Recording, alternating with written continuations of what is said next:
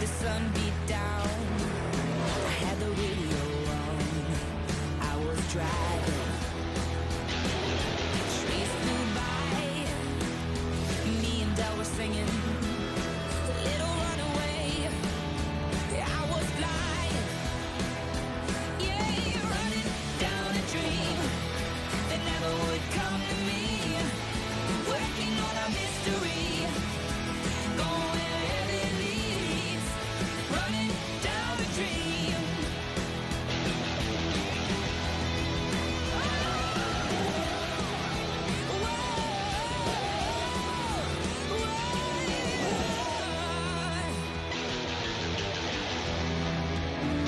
Yeah, running down a dream that never would come to me. Running down a dream.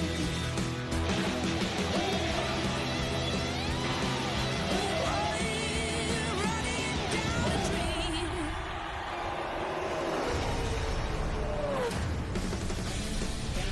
Monster Energy Cup Series Racing from Indianapolis. Telecast presented by Golden Corral. For our pre-race stories, let's go trackside, starting with Parker Kligerman. Well, Rick, William Byron, this 24 car and this 24 team know they're in a must-win position if they want to make the playoffs. But they've got two good things going for them. One, Williams won your Xfinity Series. Two, this team is essentially the entire team that Casey Kane won the Brickyard 400 with last year, Kelly. Well, Jimmie Johnson is a four-time winner here at the Brickyard. If number 5 comes today, it couldn't come at a better time. For the first time in postseason history, Jimmie Johnson is not locked into the playoffs now in the last race of the regular season. Last year, he had a shot to win before wrecking late. The 48 car has not been to victory lane for 48 races, Marty. They're trying to change that today. A lot of pressure on the drivers today, final race of the regular season. A lot of pressure on the crew chiefs as well. Just talked to that guy, Rodney Childers, moments ago. Competition cautions at lap 10 and lap 30. He said it's going to be a mess. You're going to see people pit at lap 8, lap 9, lap 10, not come at lap 30. It's going to be all over the board here in this first stage, which means it's going to make it very interesting to call for you, Rick Allen. Well, always when you come to Indianapolis Motor Speedway and the Brickyard 400, you expect the unexpected. A lot of history on the bricks of this racetrack. And to get everyone rolling, we must first fire the engines. Let's go trackside for the command. And now, for the most famous words in motorsports, please welcome the president, founder, and CEO of Big Machine Records and Big Machine Vodka, Scott Borchetta. Fans and drivers, are you ready for the 25th running of the Big Machine Vodka 400 at the Brickyard? Let's do this! Drivers, start your engines!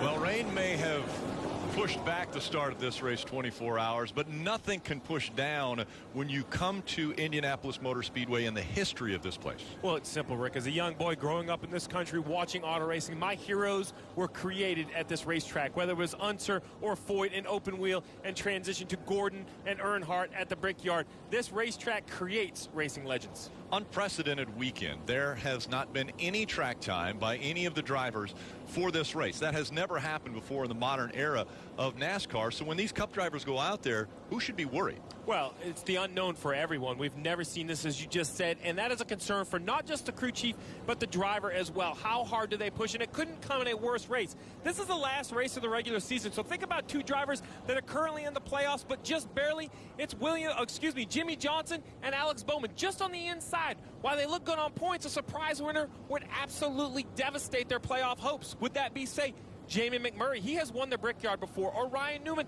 another Brickyard 400 winner. But I think perhaps the sentimental favorite, the driver of the 24. Think Jeff Gordon took the 24 to victory lane.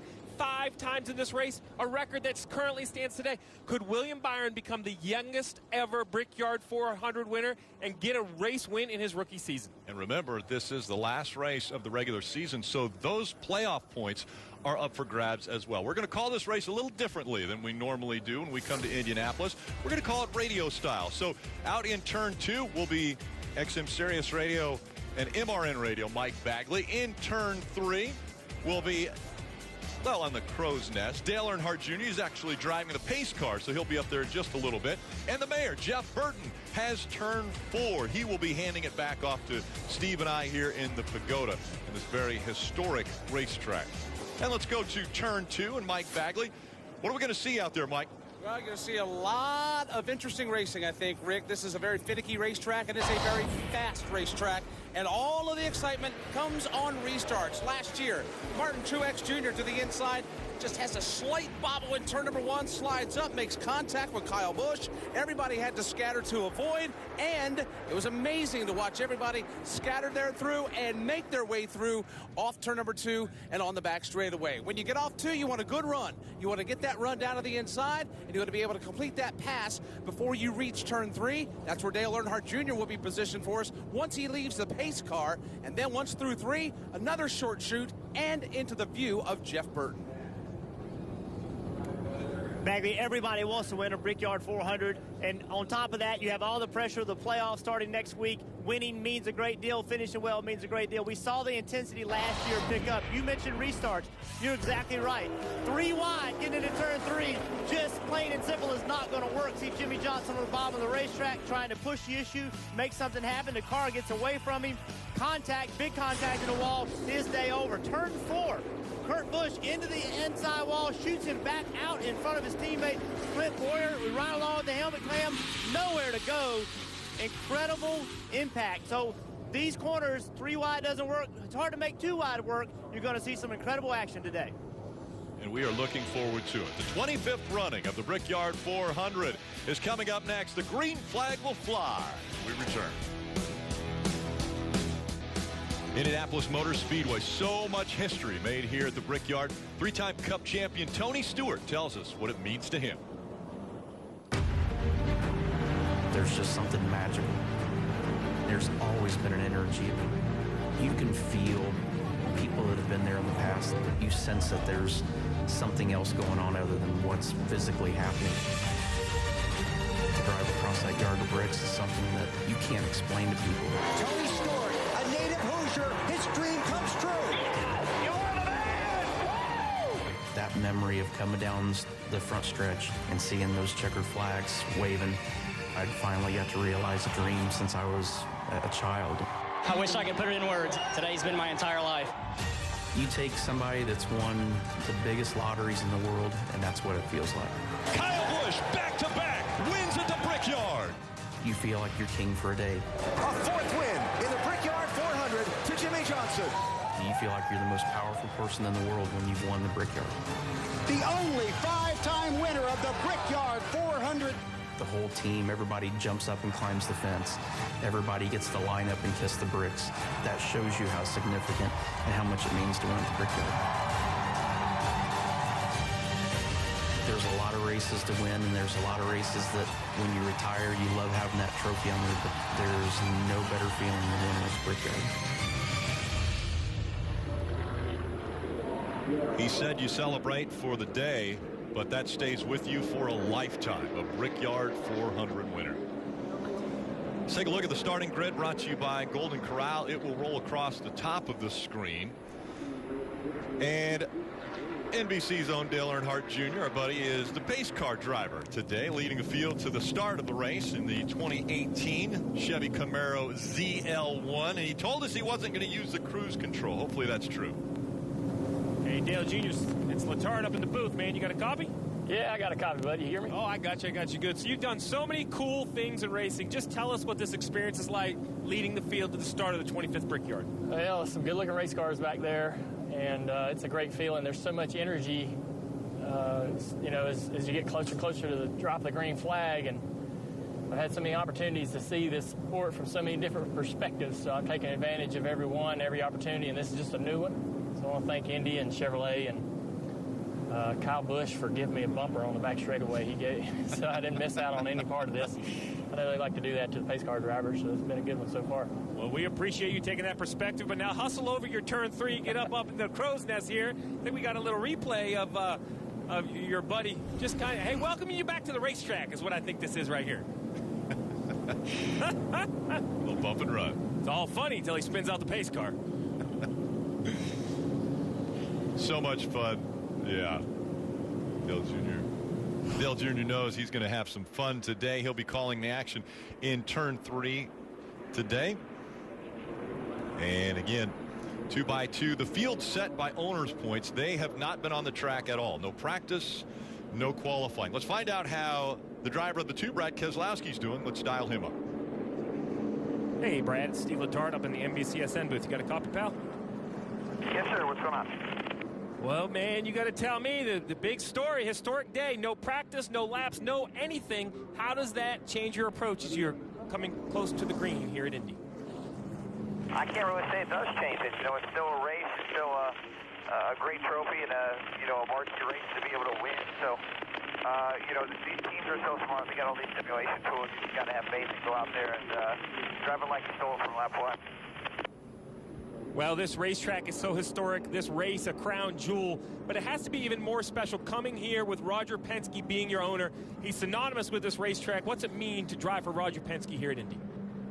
Well, I think the easiest answer to that, Steve, is it's an opportunity to add on to an incredible legacy. You know, Team Penske's been around for over 50 years and won here at Indy more times than I can count on my fingers and toes. So with that in mind, it'd be nice to have a NASCAR Brickyard win in the Cup Series. We've got one in the Xfinity Series, but not in the Cup Series. So we got a chance to put that mark on the board today. And, based off of last week, I'd say it's a good chance to do so.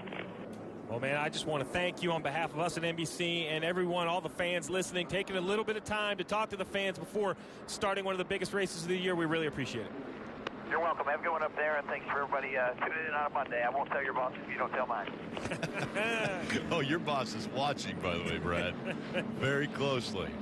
We're going to ride along with a few different drivers on today's race. One of those being Ricky Stenhouse Jr. He has the John Deere on board, and one of the cameras will be the side banner, which will be on the right side or passenger side of that car. Well, you have Chase Elliott with the Chevrolet onboard camera, and this is going to have a great shot at the work that Chase Elliott is putting in. Looking back at the driver, we're going to see just what it's like to take laps around the Indy. We also have Denny Hamlin with the FedEx on board and the helmet cam. FedEx delivers more than just packages. FedEx delivers possibilities. Look at that helmet cam. That's a great shot. I was going to give a little bump to Boyer, right? Just to be letting him know. They're ready to go. Right here we have Kyle Larson, the 42.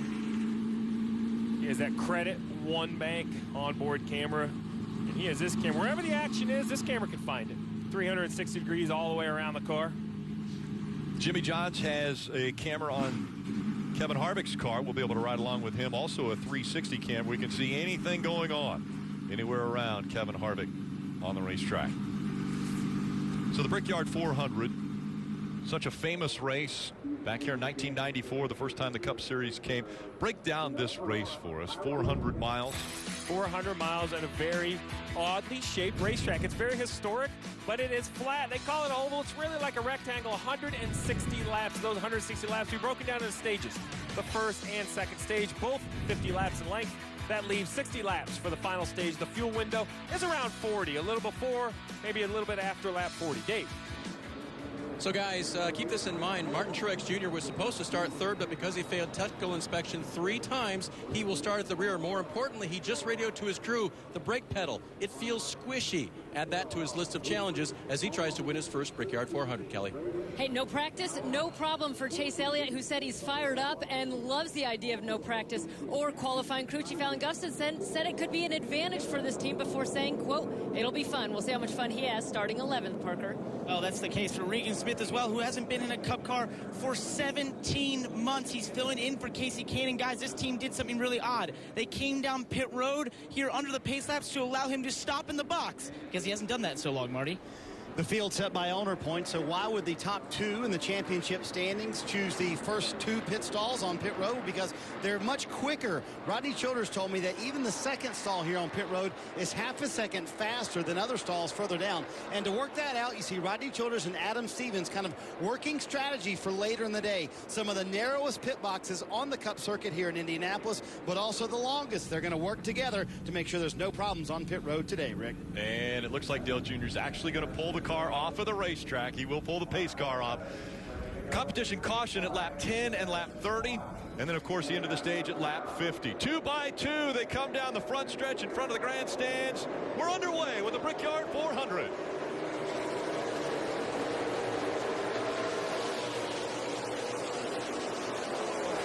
The leaders diving into turn number 1. Kyle Busch is away with the lead. Kevin Harvick will grab second. The first battle up for grabs is for third. Logano for a moment looked low on Kurt Busch. He'll back away. That's Logano in the 22. Running in the 4th spot right now. Everybody clears turn 2 cleanly, and everybody is in hot pursuit of Kyle Busch, who's gotten away to about a 4-car length lead. Very interesting race. No practice whatsoever. They have no idea how the cars are going to drive. So I think you'll see a little bit of patience right now. 10 laps until the competition caution. That's an early competition caution, but excessive tire wear here. You see Brad Keselowski going after his teammate on turn 4. Teammates door to door as they come out of turn number 4. Brad Keselowski in the 2, blocking as he goes to the inside, trying to hold off the 14 of Clint Boyer. Then the 22 of Joey Logano on the outside. Doesn't normally work side by side when they enter turn 1 wide open, so Joey Logano gets the advantage over his teammate. He's running in the 4th position right now, but Keselowski's not giving up. Here's Brad digging hard down low in the 2, trying to open up the inside line, and he's got him lined up at the back door. Keselowski down low, Logano up high. Keselowski will grab the spot. He'll go to 4th. Logano, that yellow and red car, will fall to 5th, and he's still under fire. Yeah, he was working really hard to keep that position because they're lined up behind him. Right now, Larson's got a big run. Look at Clint Boyer. He was underneath Larson, picked up 2 spots in the short shoot. In his 12 car, Blaney making his way to the front as well. Larson made a little bit of contact there with the 22, and that allowed the car to get by him on the inside. But now we see Chase Elliott in the 9 making the move as well. Everyone taking advantage of this opportunity on this early restart. Chase Elliott running in the 10th position right now. He is in that white and blue number 9 car. And behind him, here's Denny Hamlin in that FedEx Toyota. Jimmy Johnson is there as well, along with Eric Jones. And here comes Alex Bowman. He'll peek to the inside. He'll try to get a run as they race down the backstretch. You see he's right along with Denny Hamlin there out of that rear bumper cam. Side by side right here. Alex Bowman, Eric Jones. Bowman's got the spot. That's where you want to be. Eric Jones way up out of the groove. He's just going to have to back off, get himself in position, and get back to the bottom of the racetrack. He's completely. Eric Jones having major handling issues right now. William Byron's trying to take advantage of those issues as he looks to the inside. Byron in the 24. Trying to take away that spot from Eric Jones as we see Kyle Larson in the 42 in front of the 22 of Joey Logano. Larson will go to the number 6 position. There's Logano in the 22. He's 7th. His teammate Ryan Blaney right behind him, trying to close down and take that spot away. Marty? And you see Joey Logano started 3rd, has fallen back to 7th. He said he's extremely tight in the middle of the corners, and then it snaps loose coming off the corners. Jeff, I'm assuming at Indianapolis, that's not a fun feeling.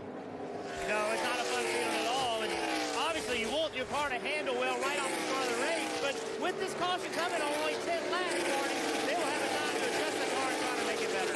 Competition caution coming at lap 10. Kyle Busch, Kevin Harvick running 1 and 2 here in Indy.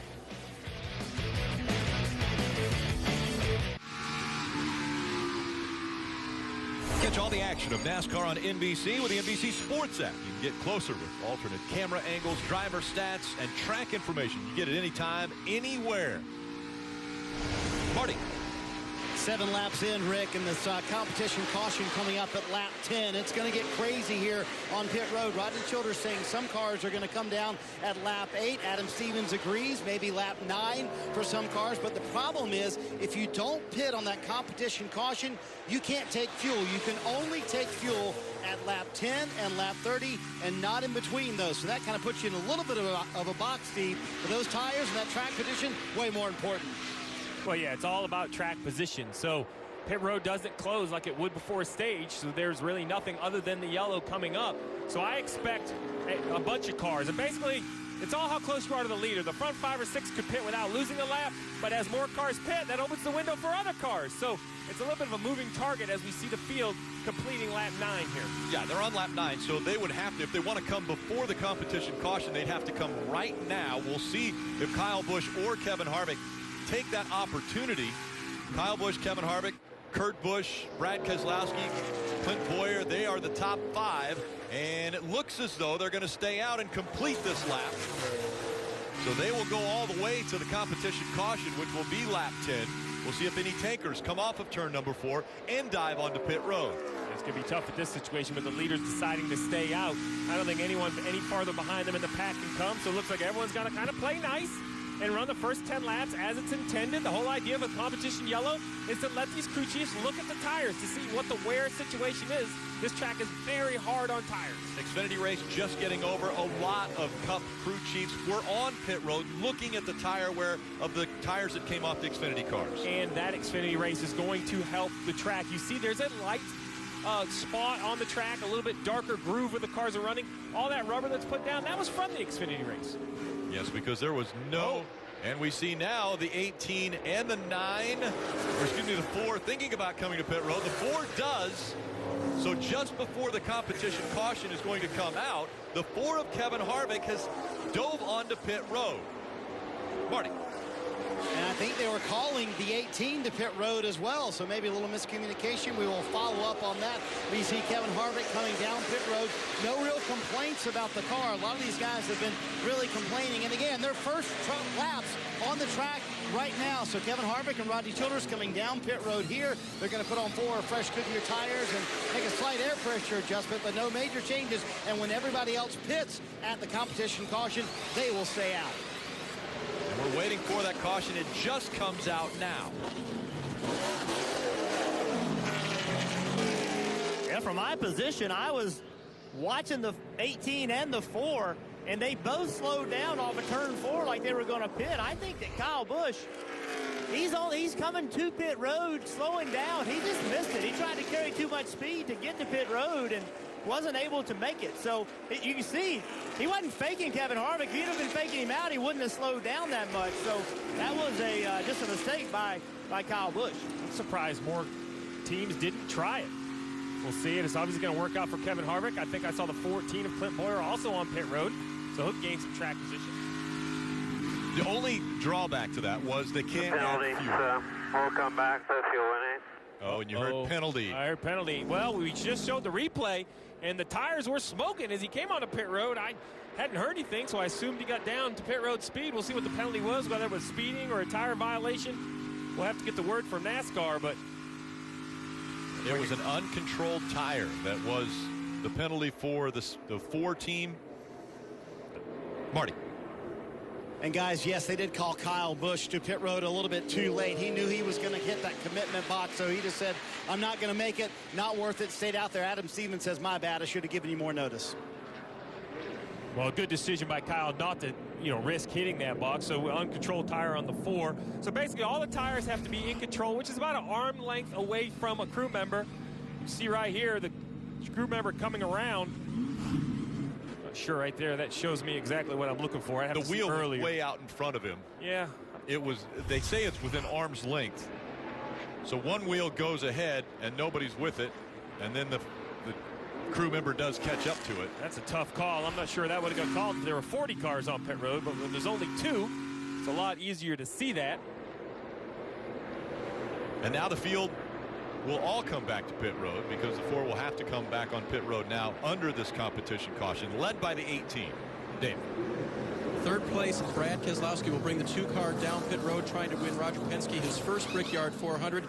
That car is a little bit loose off of every corner, so they'll make some adjustments for that. As for the 41 of Kurt Busch, running in second place now, that adjustment has already been made for his race car. The left rear tire going on the 41 car will have reduced air pressure as the crews go to work and hit pit road, Marty. Kyle Busch has led all 11 laps to this point, Dave, and there was some debate on the radio about maybe even staying out here at the comp caution. Adam Stevens said, just bring it here, why not? So no real changes except the car a little bit too free on exit when Kyle gets back to the gas. 2 Goodyear tires for the 18 of Kyle Busch, who will, there you see, easily win that race off pit road, Rick. Yeah, the race off pit road brought to you by Kroger Click List, and Kyle Busch, the 2-tire stop, very popular with the top 4. Eric Jones, Paul Menard, and William Byron also employing that same strategy. How about a little trickery? The 11 decides, no, we're going to stay out. The only one that doesn't.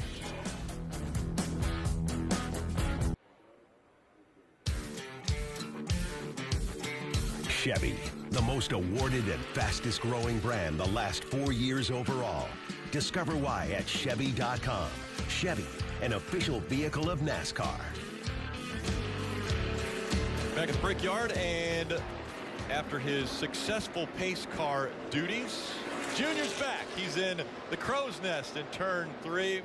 Bagman, what have you seen so far? I've seen a lot of patience, and I've seen a lot of drivers doing a little tiptoeing out here, not wanting to push the issue, not knowing what they had underneath them.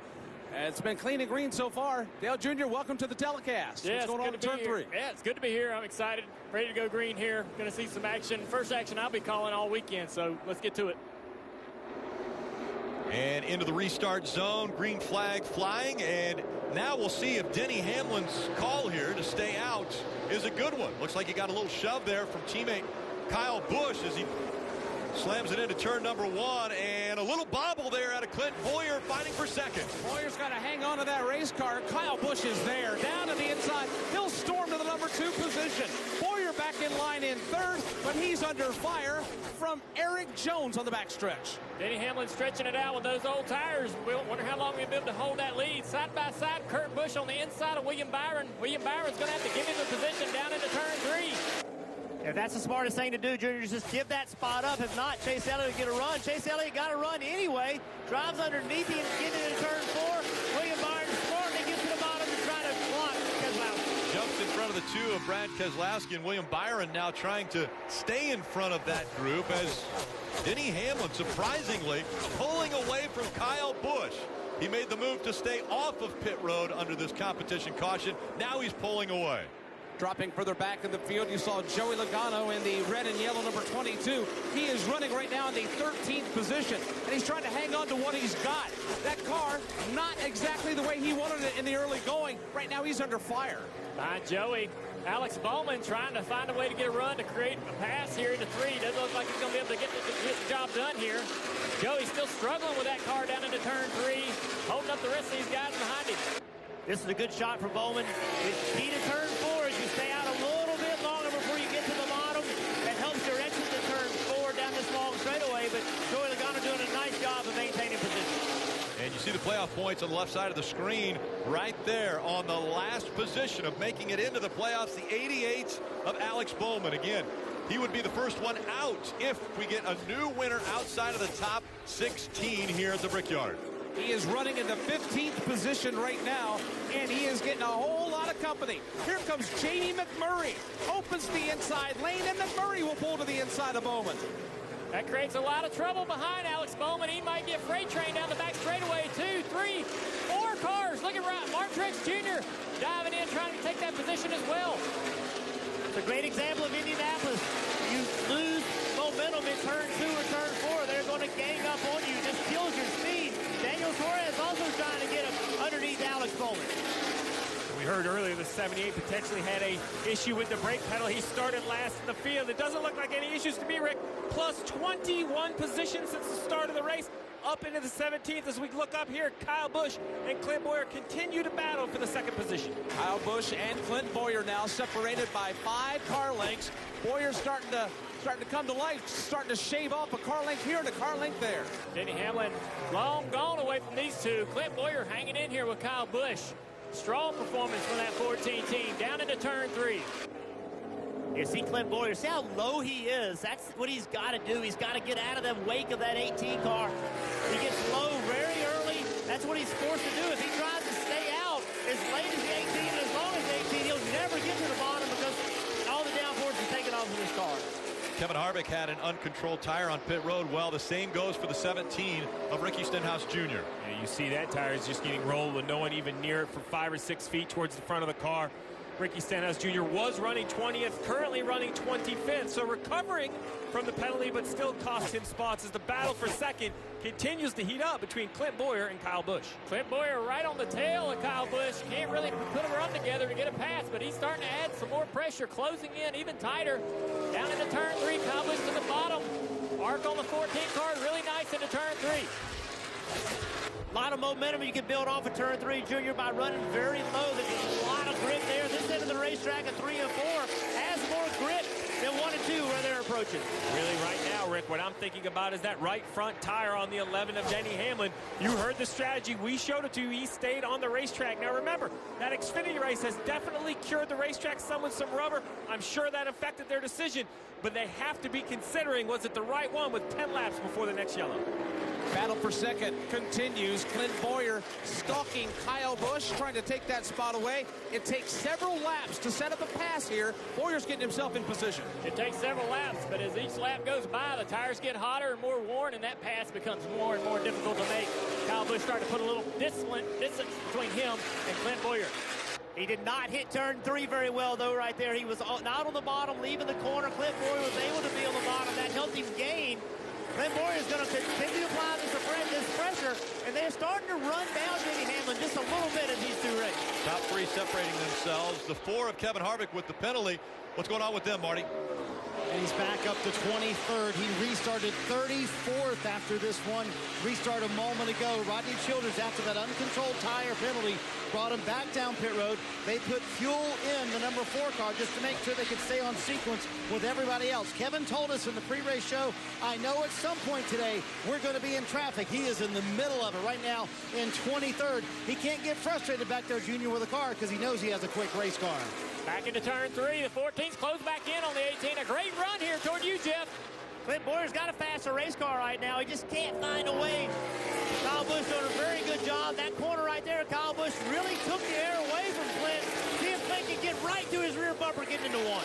He's got a great run now, staying right in the tire tracks. So the 18, Clint Bowyer, now turns the nose to the inside as they dive into turn number 1. But still, the advantage goes to the 18 of Kyle Busch running second. But Clint Bowyer is on the back porch there. Kyle Busch looks over his shoulder, and Clint Bowyer is stalking his every move. Here's Kyle. Here's Clint battling for the second spot. The separation, Dale, is now 3 car lengths. This battle right here has allowed Denny Hamlin to stay comfortably in the lead, but it's still heating up between Clint Bowyer and Kyle Busch. Down into turn 3, Clint Bowyer right on the bumper there. That's close enough to upset the air on the 18 car. You're watching Monster Energy Cup Series racing from Indianapolis. It's the Big Machine Vodka 400 at the Brickyard. Monster Energy Cup Series racing from Indianapolis. This telecast presented by Golden Corral.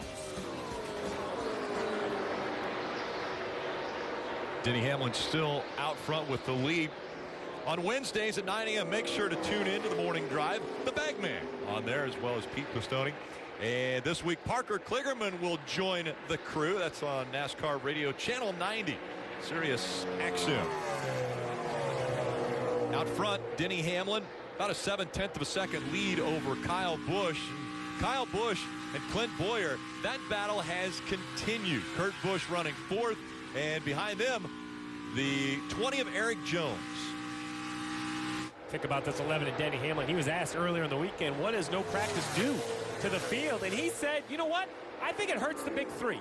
I think not having any practice for them to work on their race car is going to help the rest of us. Right now, Marty, looks like Denny knew what he was talking about as he has a little under a 1-second lead over Kyle Busch. Plus the strategy call from Mike Wheeler, that has him out front. And they're trying a little something different on the 11 car this weekend. Denny told me, I really wish we would have had practice. He's getting some good practice right now. Behind him, his teammate Kyle Busch is in second. He said, I'm too tight. I can't wrap the bottom of the corner. But the car is starting to come to him the longer they run. And Clint Bowyer's in third and frustrated, saying, man, even if you have an advantage over the car in front of you, you can't pass. It's a very difficult passing situation here at Indianapolis, Kelly.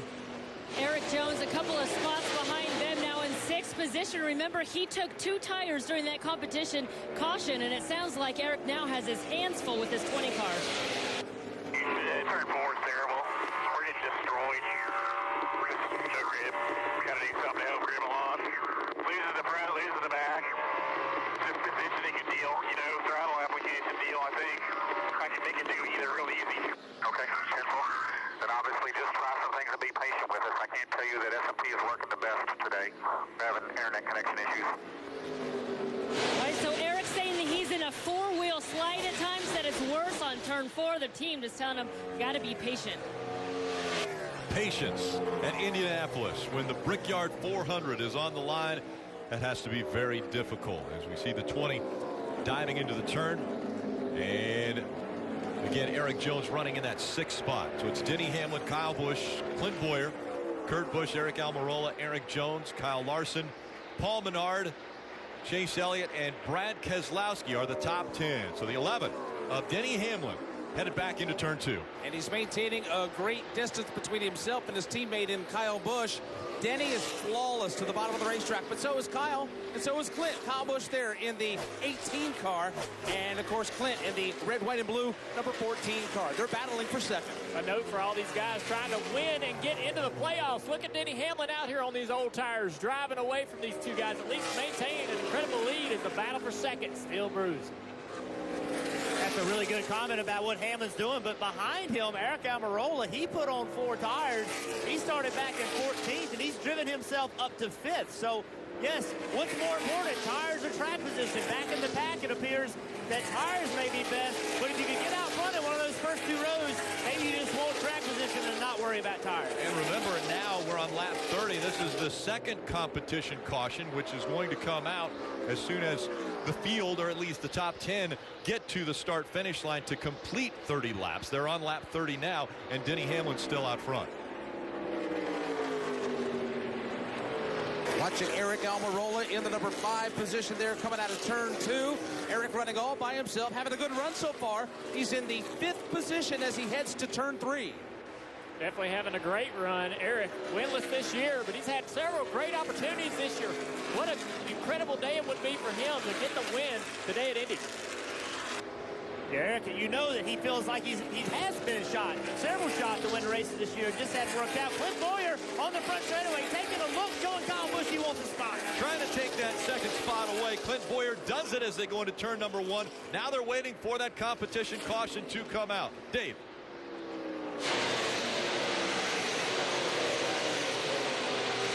Kurt Busch has come to pit road in the 41 car. They will take on tires and fuel. Kurt saying the car is still pretty tight, so they'll make an adjustment for that and send him back on his way. Well, he can only take tires. They can't take fuel in this 41 because he pitted before the competition yellow. So this is a strategy call to get track position. You now see the yellow is on the racetrack. That will slow the leaders down. That will allow Kurt Busch to have service without losing a lap, Marty. His teammate Kevin Harvick made the move to pit road before the competition caution came out as well. So Rodney Childers making that call once again. They're going to make sure they don't have an uncontrolled tire here, hoping to use this to their advantage. Clearly a very quick car for Kevin Harvick. Now they're going to get the track position they hope to have. What a big call for Rodney Childers. He was running 19th. He didn't know when the yellow was going to come out. And as the 4 rolls off pit road, the leaders are only 500 or 1,000 feet behind him on the racetrack, but 1,000 feet's enough. He'll stay on the lead lap. The gamble was that pit road would get closed as he was slowing down to get on it, because when the caution comes out, they immediately close pit road. So a big gamble, but it pays off for Kevin Harvick. It pays off because now they will basically line up on the front row, teammates Kurt Busch and Kevin Harvick. So I like the strategy. I like the aggression. And look at, talk about aggression. Look at this trip to pit road. And he locks the tires up.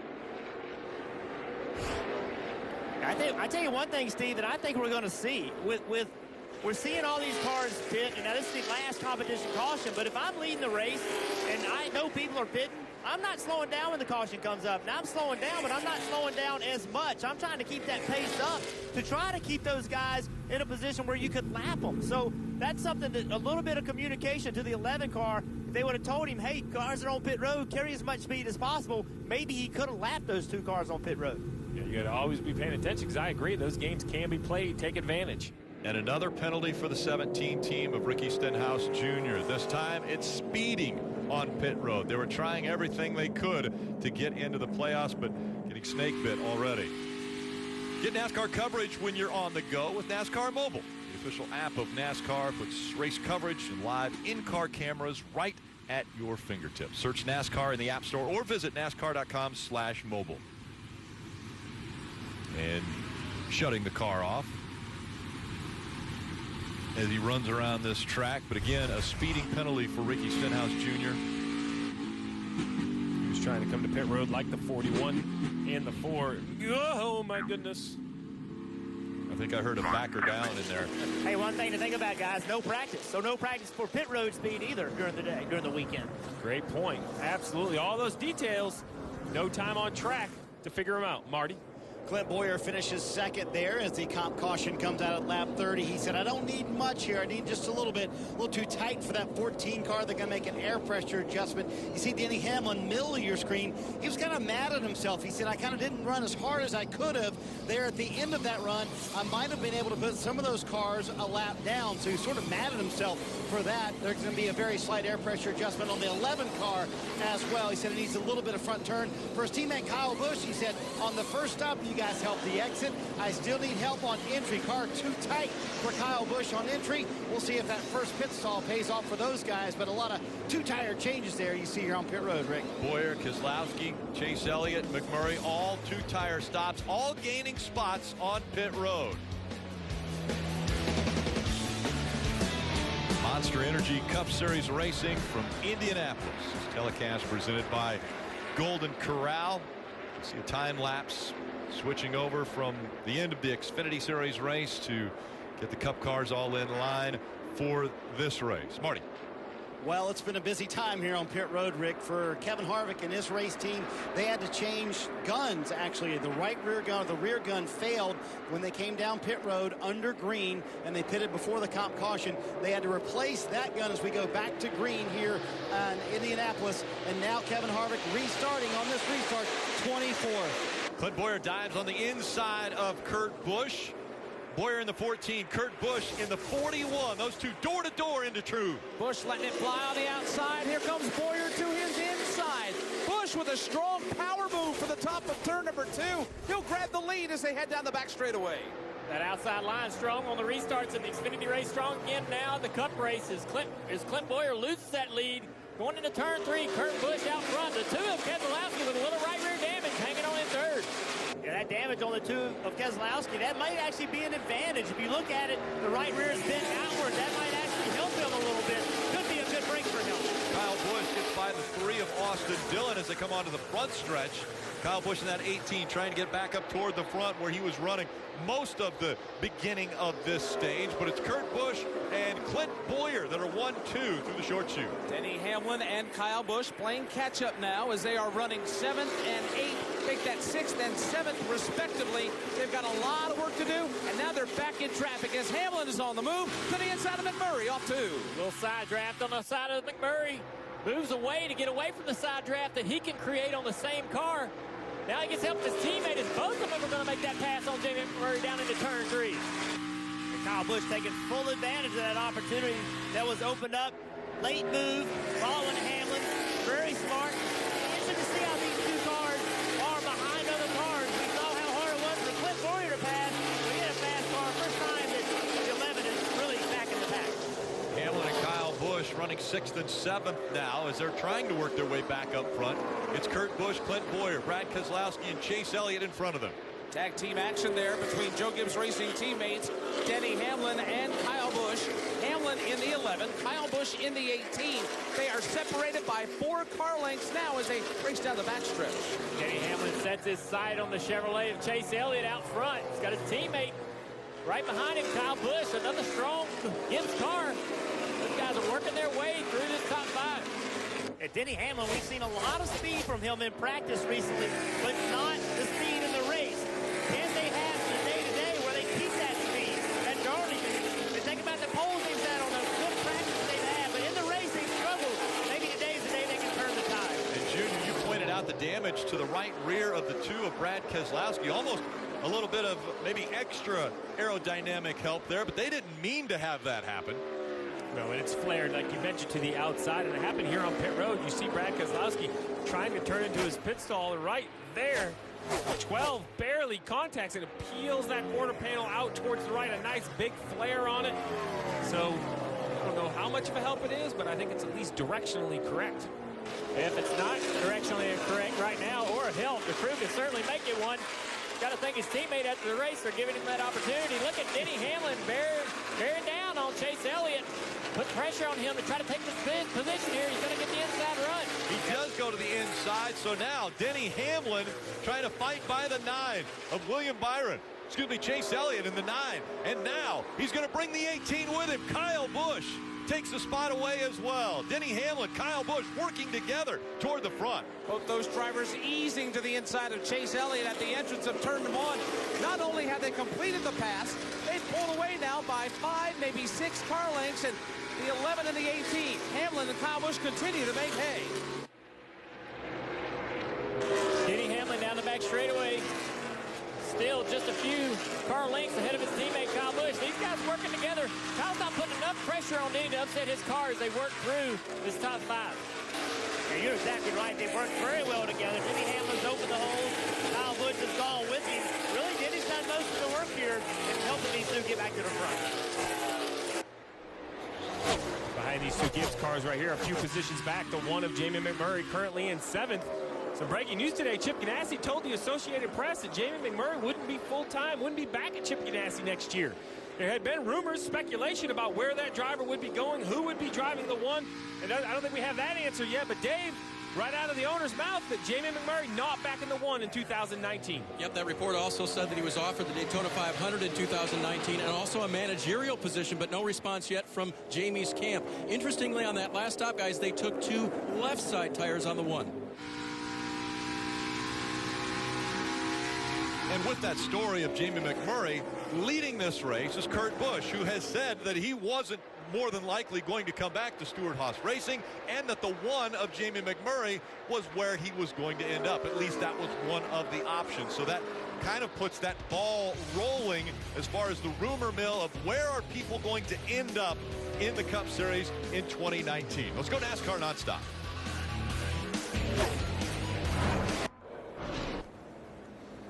You saw it nonstop. The 3rd caution has come out at Indianapolis, and what a week it has been for the 78 team. Martin Truex Jr., Cole Pearn.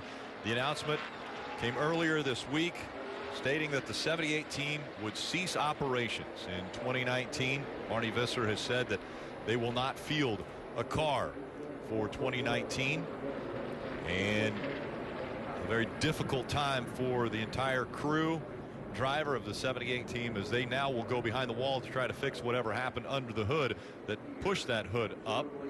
And a few drivers taking advantage of this caution coming back to pit road. Dave. Rick, we had reported that Jamie McMurray, running 7th, took left side tires last time.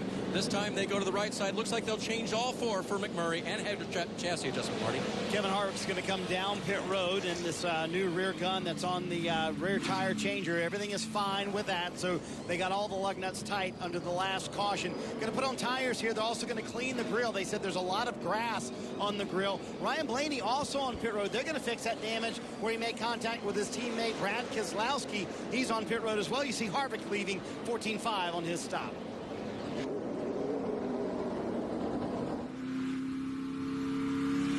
Well, you saw the smoke out of the 78 of Martin Truex Jr. Here he is heading into turn 1. Can't see anything obvious, but something right there. You see parts and pieces bouncing off the car. Smoke. It looks like all the tires have air. We're going to have to see what broke on the 78.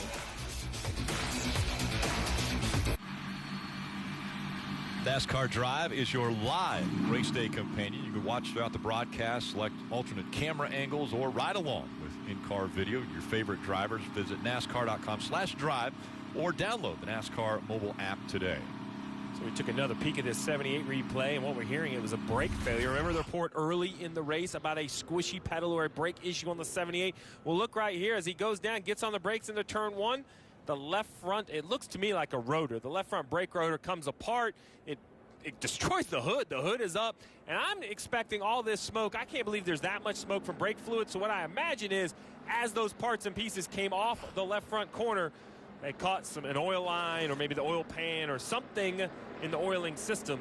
You see right here Martin Truex Jr. explaining to his crew. Remember, no laps on the racetrack. This is an issue they had from the drop of the green flag. You have to ask yourself, Rick, would they have been able to catch this if we would have had practice? But no practice means a lot of issues have already taken place at the start of this race. Let's check in with the guys around the track. We'll start with the bagman. Well, what's impressive to me, Rick, is how Denny Hamlin and Kyle Busch have been able to rally their way through the field. They've been picking them off one after another. Hamlin, the escort to Kyle, they're just weaving their way through, making progress, and I think that they're on tap for a great day here at Indy if everything stays together. Dan, what about you? Yeah, I'll add on to that and say Clint Boyer is someone who's impressed me. I did not see him putting together a pass to take that second position away from Kyle Busch when he did. I just didn't feel like that he had a strong enough car, even stronger than Kyle, to be able to make the pass in dirty air. But he did somehow, some way. I'm going to keep my eye on Clint Boyer going forward. And you mentioned Clint Boyer. What about his teammate Kurt Busch? Kurt Busch drove away from Clint Boyer, so Kurt Busch showing a lot of speed here today. And remember, the playoffs start next week. I wouldn't sleep on Kurt Busch. Dave, what you got, bud? Martin Truex Jr. is who I have, and we heard from the pace laps, Martin, that you were concerned about the brakes. What did you feel going to turn 3 there? Just left front brake rotor exploded, went through the hood. I thought I blew a tire initially going into 1 there, and I was like, oh, this is going to hurt, but the car kept turning, luckily, and I was able to keep it off the wall. So just brake rotor exploded.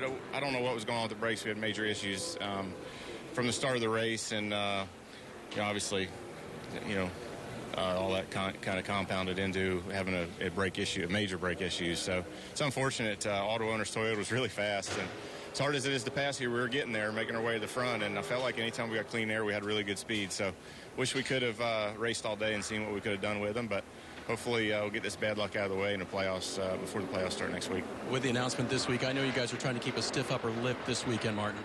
Well, yeah, I mean, we got a great bunch of guys here, a great bunch of hardcore racers, and nobody's going to put their heads down and give up. I can promise you that. So we're going to come out swinging at Vegas. Important stuff comes next week. Playoff starts, guys. Denny Hamlin made the call. This could affect the big 3 more than anyone. And already one of them out of the race. Field approaching the Geico restart zone. And coming up on lap 46. Now, just 5 laps to go until the end of stage 1. Denny Hamlin aggressively to the inside, side by side for the lead as they head to you, Bagman. Hamlin took the look to the inside. Rick almost stacked them 3 wide, backed away, and let Kurt Busch and Clint Boyer battle for the lead. Here's Boyer to the inside of the back straightaway. Clint Boyer side drafts the 41 of Kurt Busch, drives away, trying to defend against the side draft himself, takes the position down into turn 3 here. Kurt Busch in second, Denny Hamlin close in third. You saw how hard Clint Boyer was working to get the lead. Finally was able to make it happen. Let's see if he has the speed to just drive away from this group. Now we'll see how aggressive the 42 of Kyle Larson will be. He's all over the back bumper. The 18 has a run now, trying to take that spot away. Working to the inside, he pulls away a long ways away from the 18 and completes the pass as he gets into 1. A textbook Indianapolis pass. Set him up off 4, drop to the inside, drop the hammer, complete the pass before you even reach turn 1. That's exactly what Kyle Larson did, as now he pulls away from Kyle Busch and slowly starts to close in on Denny Hamlin. Clint Boyer still with that lead. Back here, Kyle Larson with a great move on Kyle Busch, trying to take his run up there and mix it up with his good buddy Denny Hamlin as they go through turn 3 here. Kyle Larson, it was very impressive. I didn't really see him having the speed prior to this caution, but right now, driving by Busch and then running Hamlin down, don't count him out to win this race today. Rick, I was trying to figure out what looked different. It's the sun. We haven't seen it for 4 days here in Indianapolis. Well, it started to poke through the clouds. We'll have to see if that starts to continue to adjust on the racetrack and see what crew chiefs make adjustments to catch up. Leaders in the short chute headed to 2. Clint Boyer, Kurt Busch, then Denny Hamlin, then Kyle Larson, then Kyle Busch. They work their way onto the back straightaway. Things are starting to tighten up there between the to 42 in the 18. Yeah, the 18 trying to regain that lost position to Kyle Larson. He's pushing the 42 of Kyle Larson up to his teammate Denny Hamlin. That gap's closing up as well. See the copy of screen coming at 2 to go at the end of this stage. So, every position, every point matters. We've seen people, make the playoffs, not make the playoffs, advance in the playoffs by only 1 point. So everything matters right now. And Jeff, why are we all surprised that Clint Boyer's up front? Because he admits Indianapolis is not his best racetrack. And he's got a lot to fight for here, though. He has 2 wins so far this year, but he has yet to win a stage. 2 laps to go. Boyer would love to finish it off. Way back in the pack in 23rd is Joey Logano. We talked about no practice for these teams. Joey Logano and his team actually changed a left front shock on pit road. That's no practice coming into Indianapolis, but Boyer doing a fantastic job here leading out front right now with 2 to go.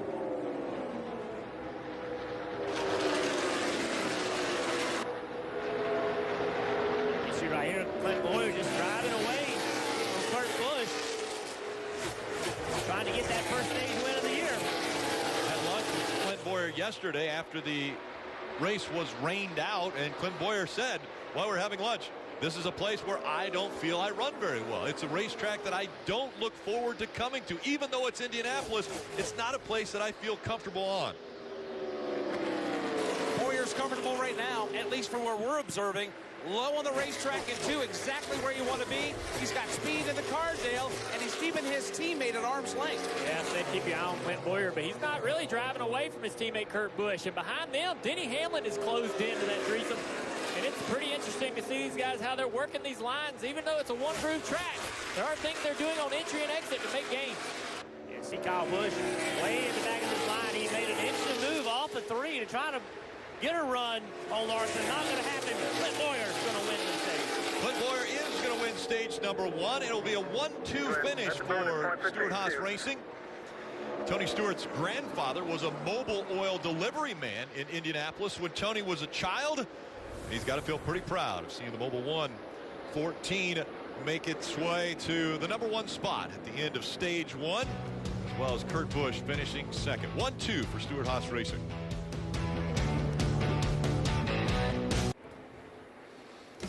Monster Energy Cup Series racing from the Brickyard. This telecast presented by Golden Corral. Stage 1 is complete, and the field making the way onto pit road. Dave. Kurt Busch finishes second in that stage. Took 4 tires the first 2 times he had the opportunity to. Assume the crew might do the same here. Car handling well. Kurt just needs that clean air out front, Marty. Mike Ravitch told Clint Boyer, nice job on that restart, driver. An impressive run for him in that stage. Again, their first stage win of the year. They said, do you need anything? He said, I don't think so. A little tape on the grill, that's it. Same case for Denny Hamlin, who told his guys, boys, we're really good right here. So some tape on the grill of the 11 car. That's going to be the only adjustment for him as well. All these guys, 4 fresh Goodyear tires and Sunoco fuel. And as they race off of pit road, it'll be the 12 of Ryan Blaney gaining 11 spots. A 2-tire change. Everybody else 4 tires except for Regan Smith.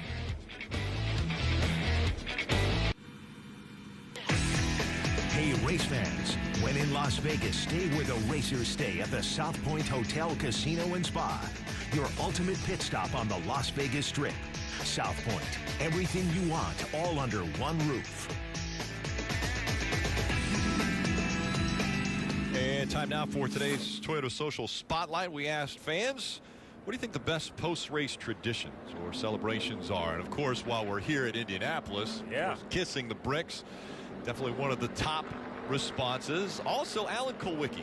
Yeah, you got to love the Polish victory lap. Alan would turn driver's side to the fans so they could see him as he celebrated. Then the 6 shooters at Texas Motor Speedway. Obviously something very enjoyable for the fans when they get to see that in victory lane. And how about the backflip? Carl Edwards, haven't seen that in a long time. No, I would celebrate that way if I could do a backflip. It'd be a back fall, maybe. Yeah, exactly. Parker. Well, guys, how about Paul Menard there in second, staying out once again? He actually told me yesterday that he and Greg Irwin planned on doing this. They said they were going to basically put themselves on old tires in front of the field and see what sticks. They were just going to throw a bunch of things at the wall and see what sticks. We'll see if this sticks for them to stay up front and maybe get a win to get in the playoffs. did it here back in 2011. He won this race. And if you are Alex Bowman, 16th on the playoff grid, you do not like to see Paul Menard running well, because that win would move him into the playoffs. This is what it looked like back in 2011. Great strategy call by Slugger Labby, and great execution by Paul Menard, working every ounce out of that fuel tank. Huge win for the Menard family. John Menard had been a sponsor and had race teams race here at Indianapolis for so many years, but it was his son that got him his first win at Indianapolis. You couldn't write it better, right? It's unbelievable. So we continue to see, we saw some speeding penalties, uncontrolled tires. Well, the mistakes on pit road continue. This time for the 41 of Kurt Busch. It looks pretty smooth. It comes around, tires come off, but watch the exchange. The left rear tire won't go on. The jack finally goes up a little bit higher. That allows the tire to go on, and because of that, there was spots lost on pit road. Dave? Steve, sometimes a moment of levity can help you overcome that. Listen. Got a quick question. I don't know why the water pressure would be really high. Water tip. All right, what's your pressure at? Mine or the cars? The car is at 90. So Kurt laughs. Yeah, my water pressure is pretty high, but the car's is at 90. They reason that the gauge may be stuck, and so they think the car is okay. Kurt not too hot, but trying to overcome now after losing many spots on pit road. How about that? The 18 of Kyle Busch trying to warm the tires up just hit the grass. I watched that. He was cleaning his tires on the left front, dipped down in the mud, sprayed. Watch this. The 18 of Kyle Busch. Wow. Be careful. That's soft down there, but I love that shot out of the back of the pace car. Look at those guys come to the green. And the field approaching. The Geico restart zone once again. Side by side, fighting for the lead, Kyle Busch, Paul Menard. Kyle Busch rockets away from Paul Menard and brings the 4 of Kevin Harvick with him. Kyle Busch out front. Now the fight for second. Kevin Harvick has it. Paul Menard drops back to third. Kyle Busch, like he's shot out of a cannon, will go back to the lead. Kevin Harvick goes back to second. Challenge for third. William Byron, look at him go. He'll dial up the inside of the racetrack. He'll go to third, and Menard's hands are full on the back straightaway.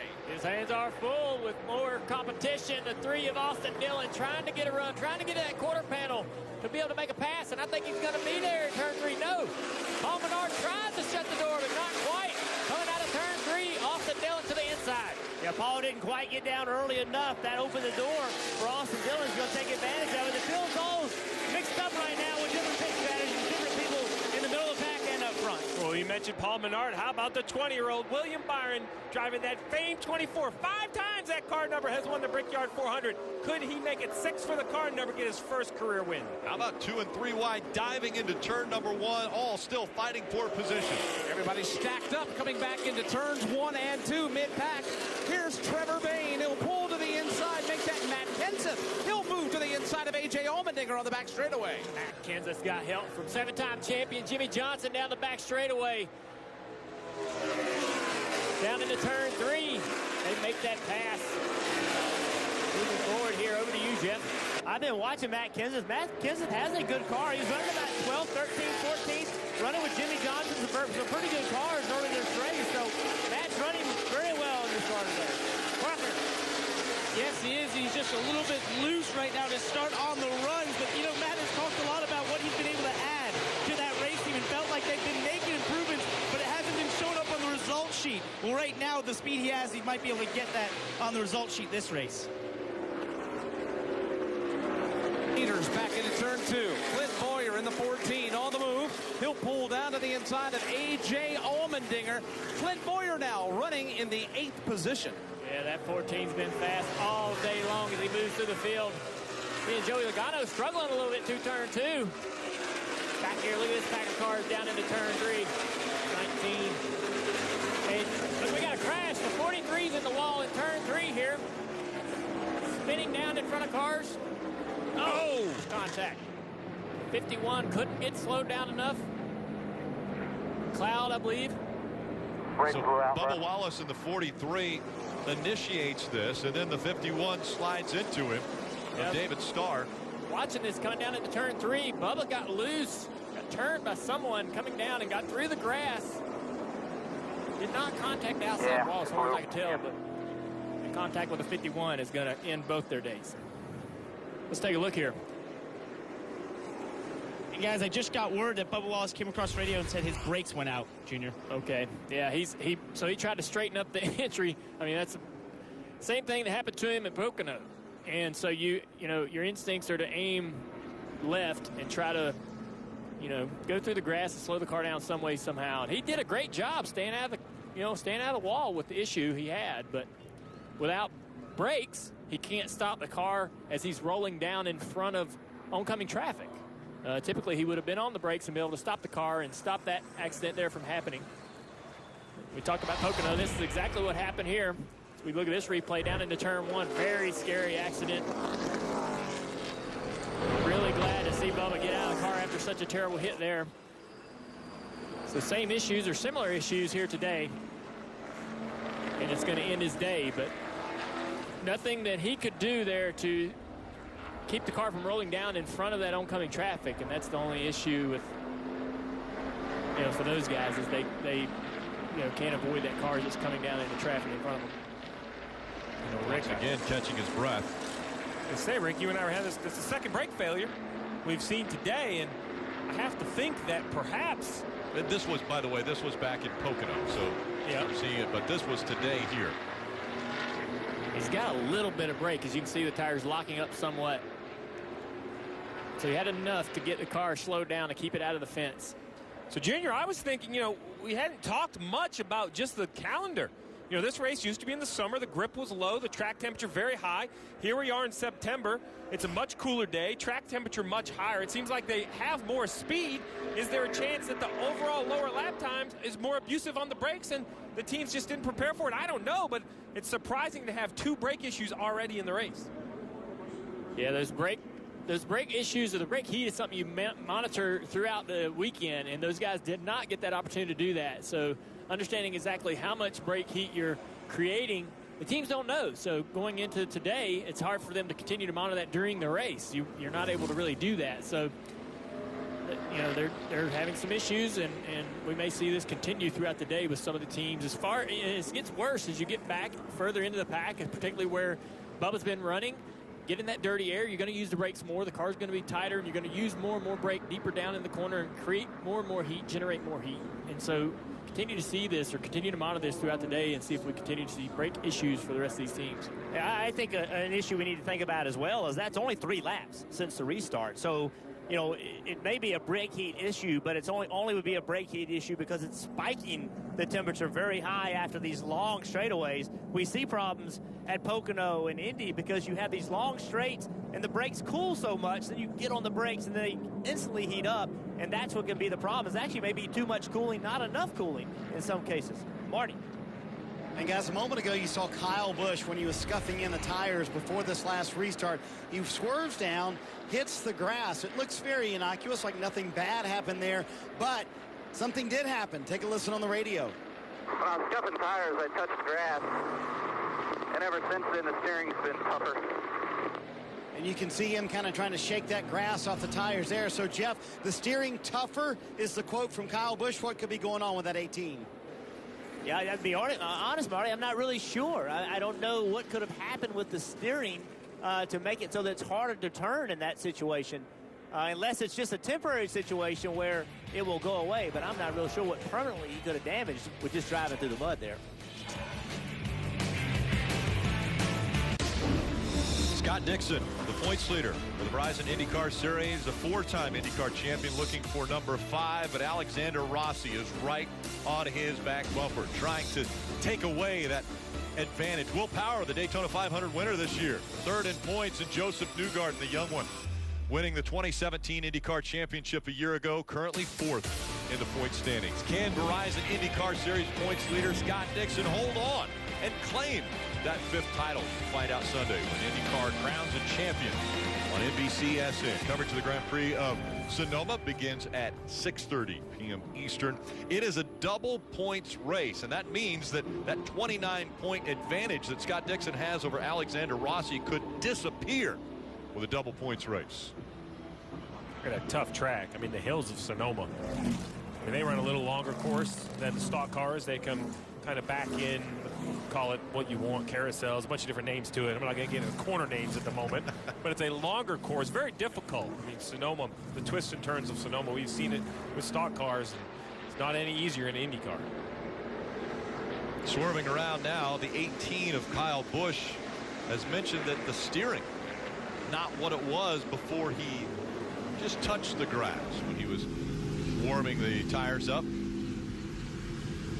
Rick, I got another angle on the Bubba Wallace crash. We can see entering turn 3 exactly what Bubba does. I'm not sure how this happened or why he must have touched the brake pedal, noticing no brake pressure, and just immediately turned left. All 4 tires were up on the car as he was sliding by, so it didn't blow a tire and make that turn. That had to have been the driver input. And, you know, it's a very scary situation. He tried to defuse it. Kelly. And when Bubba Wallace just been released from the infield care center, and as you just said, we thought that incident seemed reminiscent of Pocono. What did you feel? I thought the same thing.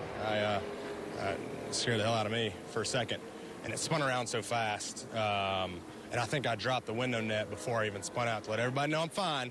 But after it slowed down and got on track, I said, we're done. Our brakes are, I think they blew out, blew up or something. And then we got killed there for like an hour and a half later. So unfortunate. We got to go back to the shop and figure out if it was brakes or if a tire come apart and rip the brake line off. But I had no sign of any indication before. It was just that instant. It just went around. So unfortunate.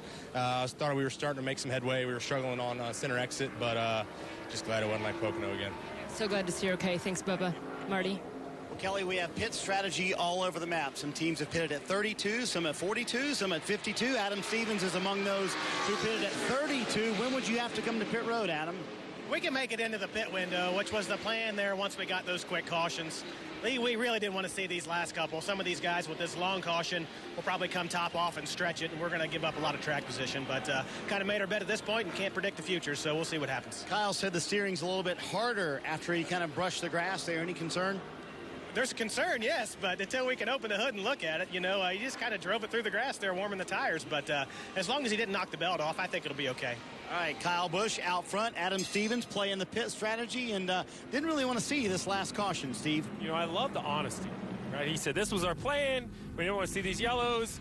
Now we're on the wrong plan. We're going to use a little track position, and you ask him about his car, and he basically, yeah, I'm worried. If you knew I was wrong, I would take it. So we'll just have to keep in mind. These guys, very successful. Brickyard 400 winners 2 of the last 3 years.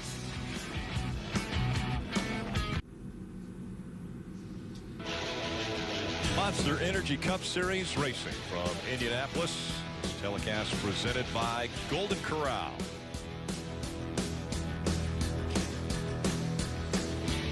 On Saturday, NBCSN has the NASCAR Xfinity Series in Las Vegas for the final race of their regular season. That race coverage beginning at 5 p.m. And we saw a great one earlier today out of the Xfinity Series right here at the Brickyard. I mean, where should we start? 2, 3, 4 wide racing. And I'm not exaggerating. When I say 4 wide racing, we saw a 4 wide finish right here to the end of stage 1. John Hunter Nemechek, I'm going to go left. Ryan Priestwell, I'm going to go right. Looks like 4 wide down the interstate. Allgaier thought he had this stage 1, and he ended up 4th. Yeah. They were separated by thousandths of a second. Yeah, that was for the end of stage 1. Allgaier once again gets beat in the photo finish. I guess he'll have the last laugh, Rick. Yeah, that was the fight for the stage 2, finishing 2nd. And he ends up 3rd. Checkered flag comes out because it was another dominating performance by the 7 of Justin Allgaier, and he gets to kiss the bricks with the family. Parker. Guys, Paul Menard, who was in 5th place when this caution came out, just came down pit road. He had a right rear tire going down, as you see right there, completely destroyed, came down and changed 4 Goodyear tires. Unfortunate for a team that used great strategy to put them in a position to win here. You know, there had to be debris when the 43 lost brakes. I'm sure it put debris everywhere, made a run over something. Back into the restart zone. Kyle Busch back into the gas quickly. He leaves Kevin Harvick as they dive into turn number 1. Harvick holding on to 2nd, and then there comes William Byron in the 24. He's up to 3rd once again. Austin Dillon on the outside trying to grab 4th. Kyle Busch, such a beast on restarts. He'll get away with the lead. Harvick to second, William Byron to third, and now the stacking up of traffic begins as Matt Kenseth and others all go at it there on the back straightaway. Now the back straightaway is a hit into turn 3. There's tons of speedy draw down here from the Bubba Wallace crash. I'm looking at Jimmy Johnson on the outside there. He loses the spot to Denny Hamlin. Look at those guys working through that speedy drive. Everybody seemed to get through there okay. Nobody with a big slip. Jimmy Johnson trying to run Denny Hamlin back down. Rick, you see the two leaders pulling away. Well, the third place car is the one that caught my attention. That 24, who's under attack right now by Matt Kenseth, looks to have a little damage on the right rear quarter panel behind the right rear tire. That's definitely a very sensitive area. Will hurt the 24 as Matt Kenseth continues to attack. Battle for third. Kenseth opens up the inside lane. He is there. He completes the pass. Matt Kenseth in that number 6 car goes to position number 3. I have to imagine when Matt Kenseth took the opportunity to come back and drive these race cars. Oh, we got a crash off of turn 2. Big wreck involved. You see the 47 as well as the 88s. So A.J. Allmendinger in the 47. A lot of damage to that race car. Saw the 88 of Alex Bowman trying to avoid, but the right front bent up, as well as some damage to the left rear and the right rear. I think this is the last thing Alex Bowman wanted to see, where he's at in the points position. Remember, it's not about points. No one's going to beat him in points. But now, you know, it's a kind of a race between him and Jimmy Johnson, 15th and 16th. A new winner is what they're afraid of. And now, right now, with all this damage, you're going to assume his day is going to be done. That's going to keep him in 16th. That means if we do have a new winner, he's out. And that would secure Jimmy Johnson's position, because Jimmy Johnson is not going to finish below full guy. Alex Bowman. So, yeah, Jimmy Johnson, you hate to see a teammate have struggles, but maybe not a smile, but maybe relief. A little relief. There, yeah. But obviously disappointed that a teammate has this kind of an issue. Looks like Allmendinger's loose underneath 88. They get together and head into the fence. Heavy contact with the right rear quarter panel for the 88. That was a fight for 16th, Junior. Look at the 41. Kurt Busch and the 17 of Ricky Stenhouse splitting the two spinning race cars.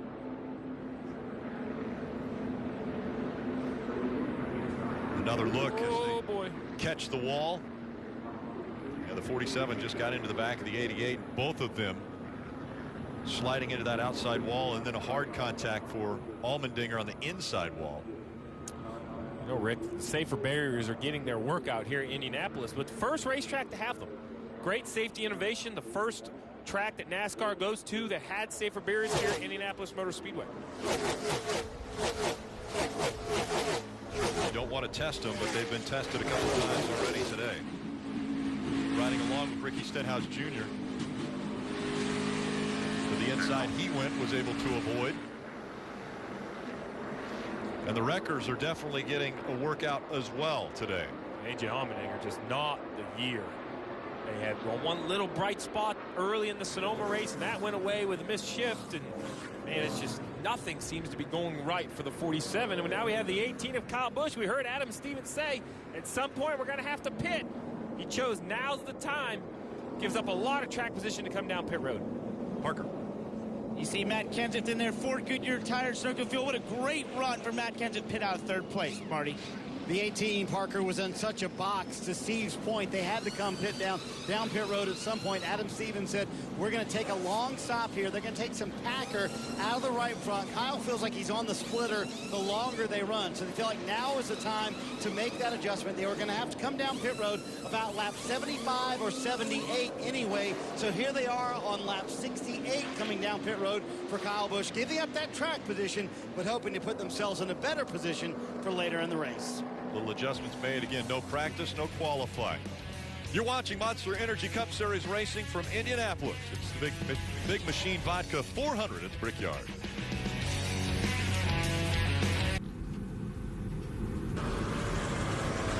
I want to show you some of the things these guys are learning as this day goes on. We talk about no practice. Well, look at all the tape on the front of this car for Matt Kenseth.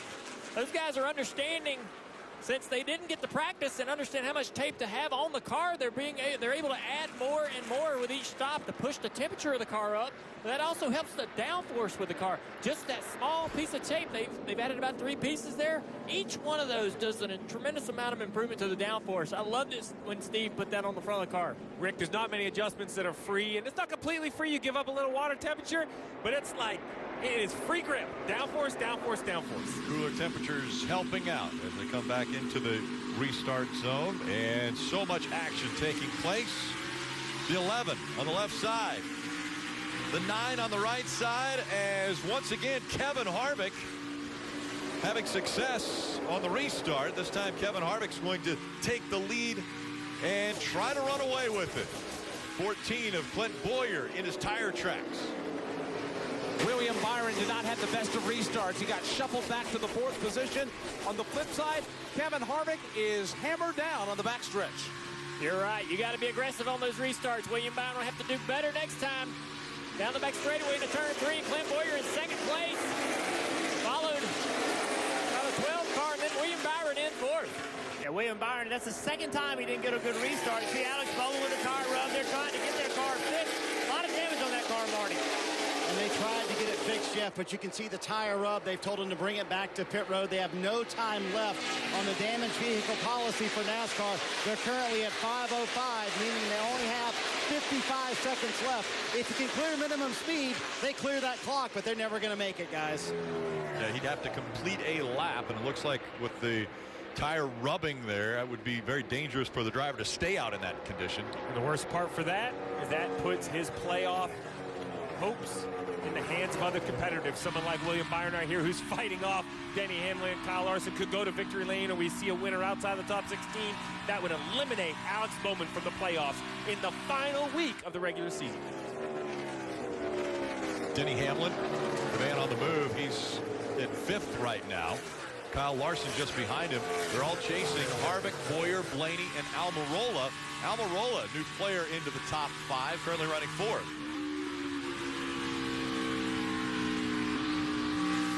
And we're hearing that all cars on the track have met the minimum speed. So maybe Alex Bowman is able to get back down to pit road, and they can do some work on that. He won't be on the clock. Yeah, Alex Bowman just ran a 55.22, and we saw all the tires smoking and all the things that were going on, and that you see now he's pitting. Now he can pit, and they can work on the car as much as they want because they met minimum speed. But I'm going to put that on Alex Bowman. Great job by just ignoring that smoke, knowing he could have blown a right front tire, but he took the risk and made that minimum speed. Now they can go to work and fix that car. And he stays out, which is something that, Steve, you mentioned. Now at least it's back in his hands. At least he can get out there and try to battle, although it will be very difficult as he's going laps down now to battle with Jimmy Johnson to make sure that he stays in the playoffs. It is going to be difficult, and you see this battle between Denny Hamlin and Kyle Larson. That is the battle for the 5th position. Kyle Larson trying to keep up with Denny Hamlin. Hamlin's been the class of the field, although he's not at the point. He's still got a strong race car, and Larson's just trying to inch closer to him, Dale. Just trying to get that slipstream as they work their way to the front. Yeah, Hamlin's got a fast car. He's trying to close in on Almirola down into turn 3 here. Larson close to his tail here, trying to get a run, trying to create some speed. Both these cars very fast. That's why Indy is so hard, Junior. Your car can be a little bit quicker than somebody else's, but you lose so much downforce in the corners, it's hard to keep up with it. Larson 4 seconds behind race leader Kevin Harvick. And Larson again trying to catch up with Denny Hamlin. And Hamlin closing the gap little by little against Eric Almirola, who has 4th. So Hamlin inching away and inching closer to that 4th position. Slowly but surely, Hamlin is starting to catch Eric Almirola, who's having a fantastic run this afternoon. That car in turn 2, it's flawless. To the bottom of the racetrack, it hugs nice and tight, and then he swings it out wide on the back straightaway off 2. Yeah, he's running a great line, great speed in the car. They're closing in on Blaney just a little bit. 3/10 faster the last lap. Blaney's running a 49.95, a 67 to Almirola. Yeah, way out front of these guys. You haven't missed anything, Kevin Harvick. Kevin Harvick's about a half a second faster than the field. You mentioned the lap times that Blaney had run. Well, Harvick ran a 49 flat. That's incredibly fast. Drop back 3 positions, and you get to Chase Elliott, currently in the 8th position. He's 6.5 seconds behind race leader Kevin Harvick. Chase Elliott with an up and down day so far, finds himself in the top 10, but he is some 7 seconds behind the race leader. Elliott comes to turn 2, following his teammate. That's the car right in front of him. That's William Byron, as both those drivers now off 2. Now they're joined by Jamie McMurray in the 1 car. Yeah, William Byron dropped to 7th since this restart, trying to stop the bleeding here is Chase Elliott, trying to put the pressure on, trying to be able to get up there and disrupt the air around that 24 car so he can get a run and make a pass. But a good day for William Byron. William Byron, a rookie, young driver, came into the Xfinity Series. Caution right now on the racetrack. Yeah, we got a car spun off of turn 2. 23 car. J.J. Yaley. Looks like he's got a flat tire of some kind of an issue there. 4 tires, he spun around. See the car buckling. Would you say that is a Burt Reynolds throwback paint scheme on there for the 23? Paying respect to the late Burt Reynolds.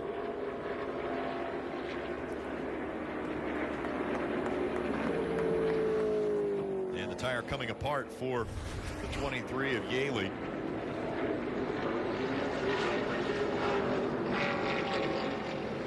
An air issue? Yeah, just inside another car. We've seen this, how fast these corners are. You need all the downforce, all the side force. And it looks like underneath that other car, the 23 loses the grip. JJ spins around and makes slight contact with the tire barrier. Yeah, the car he's lapping there. LaJoy is a lap down.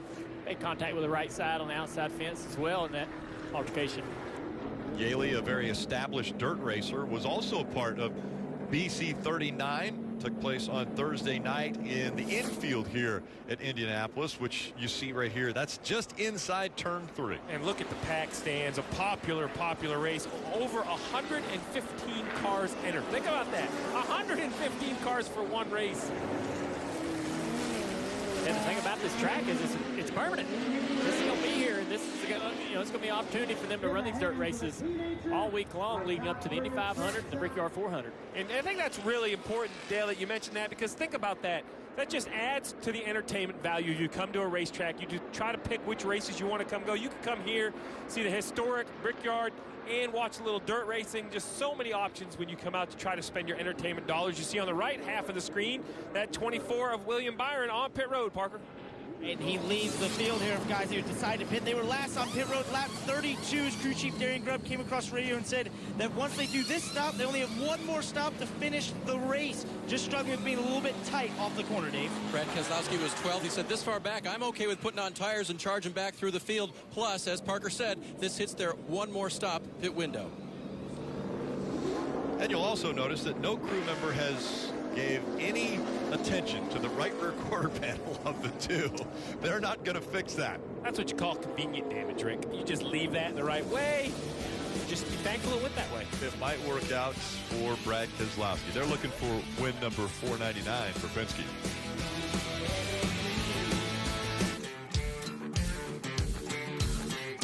NASCAR Heat 3 is available now on the Xbox One, PlayStation 4, and PC. Go to NASCARHeat.com today. You're watching Monster Energy Cup Series racing from Indianapolis Motor Speedway. And again, penalties on pit road. Take another look at what happened here with the 24 team. Well, this is for the 24 of William Byron. They're going to call it an uncontrolled tire. And all I can figure is that's that right front tire that was pushed by the tire changer then left. The rule is it has to be within arm's reach. It was very close to the carrier. It is truly a judgment call, but I'm going to tell you, Rick, if I'm a crew chief, I'm going to spend some time in the trailer before the race at Las Vegas. I have to understand this rule black and white before we enter the playoffs. That's the 5th call just this race today. Harvick and Boyer leading the field back across the stripe, and Harvick once again with the advantage. Boyer now to the outside will try to fight back. Gets very close to that right rear quarter panel of the 4, but the 4 still surging ahead. And the battle for second. Boyer will lose ground to Harvick, and Ryan Blaney is on the scene. He looked low off 2, has to back away and follow Boyer in that number 3 position. Kevin Harvick checks out for that lead. Clint Boyer making chase here with Blaney behind him, and then Denny Hamlin in 4th. Eric Almirola in 5th. This battle back here about 5th, 6th, 7th is going to get heated up. A lot of different speeds, different strategies, different tires. Look back here, 2 wide. Action's coming to you, Rick. Yeah, they're single file all the way back to about 10th or 11th. Logano, Kenseth, Kurt Busch, all back here fighting for those spots. And Kurt Busch leading this crowd as we see the 18 dodge to the inside of Paul Menard, trying to take that spot away. Eases to the inside of Menard as they enter turn number 1. He just took the 16th position. Lane is left open. Here's the 3 to the inside of Menard. They'll race side by side. And Brad Keselowski looking to go 3 wide off turn 2. Keselowski's going to get some help from Jimmy Johnson here. Jimmy's going to try to shove him by these guys. Jimmy's going to take a few spots himself down into turn 3, 3 wide. Something's got to give. They make contact. Wow, Austin Dillon, good job backing out of there and saving all those guys a lot of trouble. They're not done yet, though, Junior. They're still 2 wide, getting into 4, coming toward me. Nice job in turn 3. The battle continues on the front straightaway. Michael McDowell in the 34. Very close call there between McDowell and the 3 of Austin Dillon. Look at the contact here. McDowell in that 34 trying to take advantage of it. Had Ryan Newman right in front of him. And battle settles down into turn 2. Just watching Kurt Busch under attack. Matt Kenseth will slide by in the 6th. Now it's Eric Jones's turn. Jones pulls to the inside of Kurt Busch on the backstretch. Jones trying to side draft. Look at him getting up the racetrack, trying to get into the quarter panel of that 41. He knows that's important to be able to make this pass. He's going to make it down into turn 3 as Kurt Busch wisely pulls in behind the number 20 of Eric Jones. There you see his brother Kyle working his way up from the back where they had the pit. Doing a nice job getting up there. Keselowski on the move with Suarez right now. Tough battling back here. No air on these cars. Really hard to drive the cars in the corner. Jeff, Adam Stevens told Kyle Busch, be very careful coming up through the field. So trying to be aggressive with the car that has led the most laps today at 27 for Kyle Busch. Right now in 15th in some very tough traffic, Bagman. Kyle Busch, you're right, Marty. He is. He's got Chris Buescher now. He'll overtake him 1 by 1. Kyle is starting to pick him up and put him down and put him in the rearview mirror. And Brad Keselowski's coming along for the ride as well. Brad's going to get that position pretty easily from Buescher. Buescher's going to pull in behind him. Next up for Buescher is Jimmy Johnson. He's working his way through the field as well. You remember Busch, when he pitted, he came out in 25th. That was 2 cautions ago, but he started this time in 17th. So doing a good job working his way up. Harvick, Boyer, Blaney, Hamlin, Almirola the top 5. Then it's Larson, Chase Elliott, Ricky Stenhouse Jr., Jamie McMurray, and Joey Logano in the top 10. Watching the brothers Busch come into turns 1 and 2. They're fighting for the 13th position. Kurt in the 41 has it. Kyle in the 18 is trying to take it away. Then you put Brad Keselowski in this mix. He's starting to inch closer and closer. Right now he's trailing Kyle by about 3 car lengths. Down the back straightaway. In front of these guys is a fast car, Matt Kenseth. Matt Kenseth just ran the 3rd fastest lap this time by. And he's going to the inside of Joey Logano down here, turn 4. Matt Kenseth has not forgot how to drive a race car. Now Spillway can give him some race cars that are good enough. He can drive it to the front. Kenseth is making up some ground. Let's see who's on the move, brought to you by Chevrolet. Since the restart, the one who has made up the most positions has been the driver on the number 2, Brad Keselowski. Keselowski, the man on the move, 9 positions he has made up already since the most recent restart. William Byron, Eric Jones also making up some ground. That's that driver, that light blue car that just went out of the bottom of the screen. That's the one I'm looking at, Rick.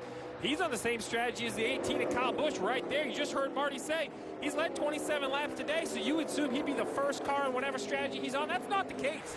Matt Kenseth is the first car in that strategy. I know he hasn't led laps, but that 6th car is sneaky fast today.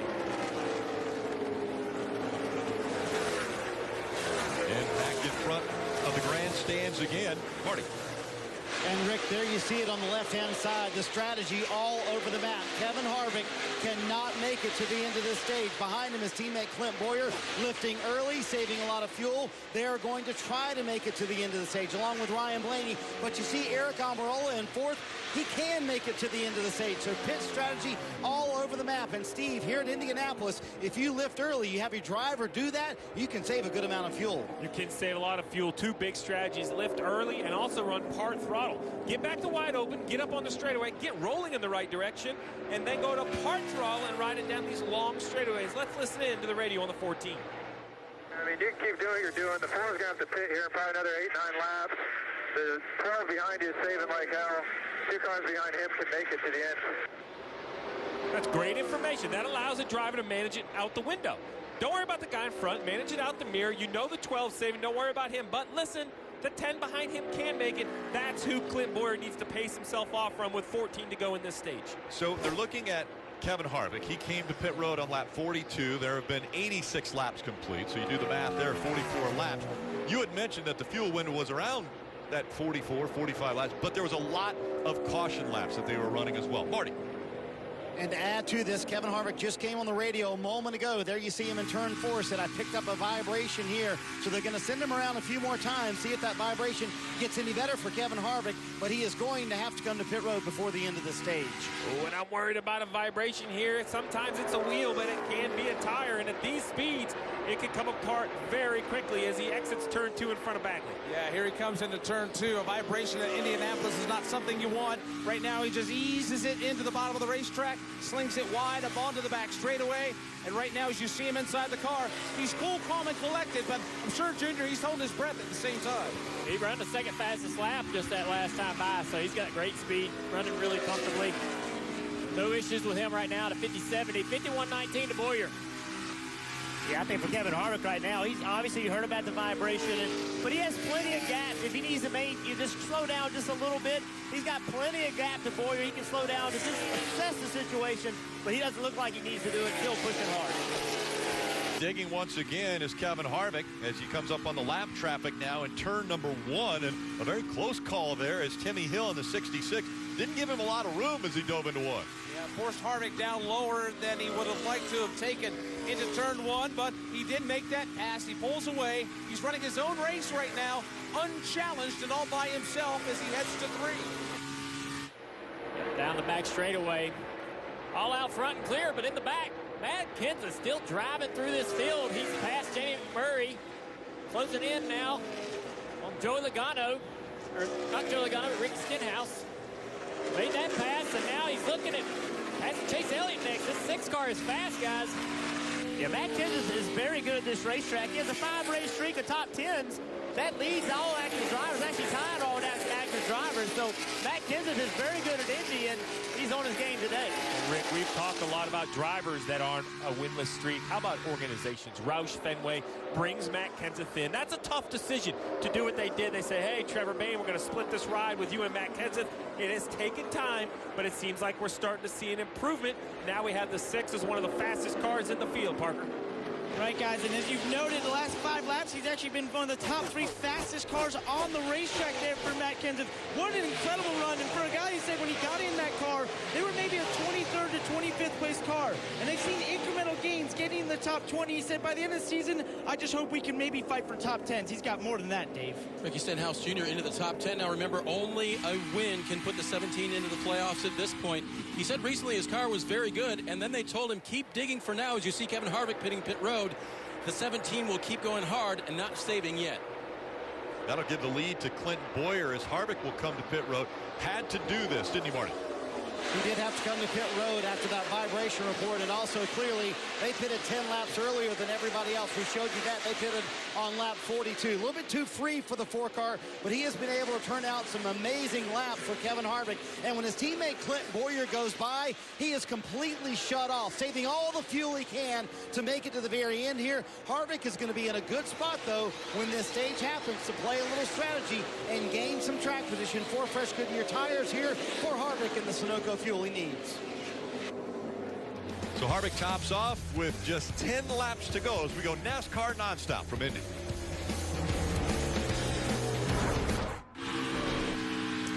All right, Rick, 6 laps to go in the second stage. You know what that means? Get to my fantasy lineup. Get to your lineup, make the change. Let me go ahead. If you had the 78 in, he's out. He's going to score a point. Get in your garage, make the change now. And listen, don't forget, this is the last race of the regular season starting next week at Las Vegas. The new fantasy game, the playoff game, 10 weeks out. Go sign up, start a new league. It's going to be a blast. Marty?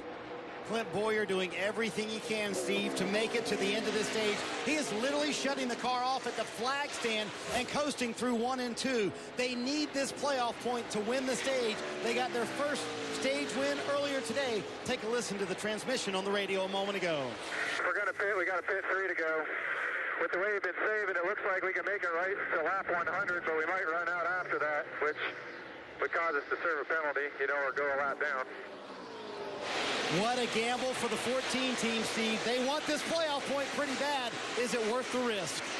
You have to decide if you can win the race. I mean, if they can't win the race and the playoff point's all that matters, I think they still can win the race. So, to be quite honest, I'm pretty thankful I'm up here. There's way less pressure up here, Dave. I get to just talk about these pit calls.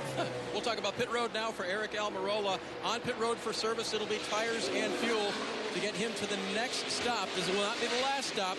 Couldn't make it to the end of the stage, or did strategy here.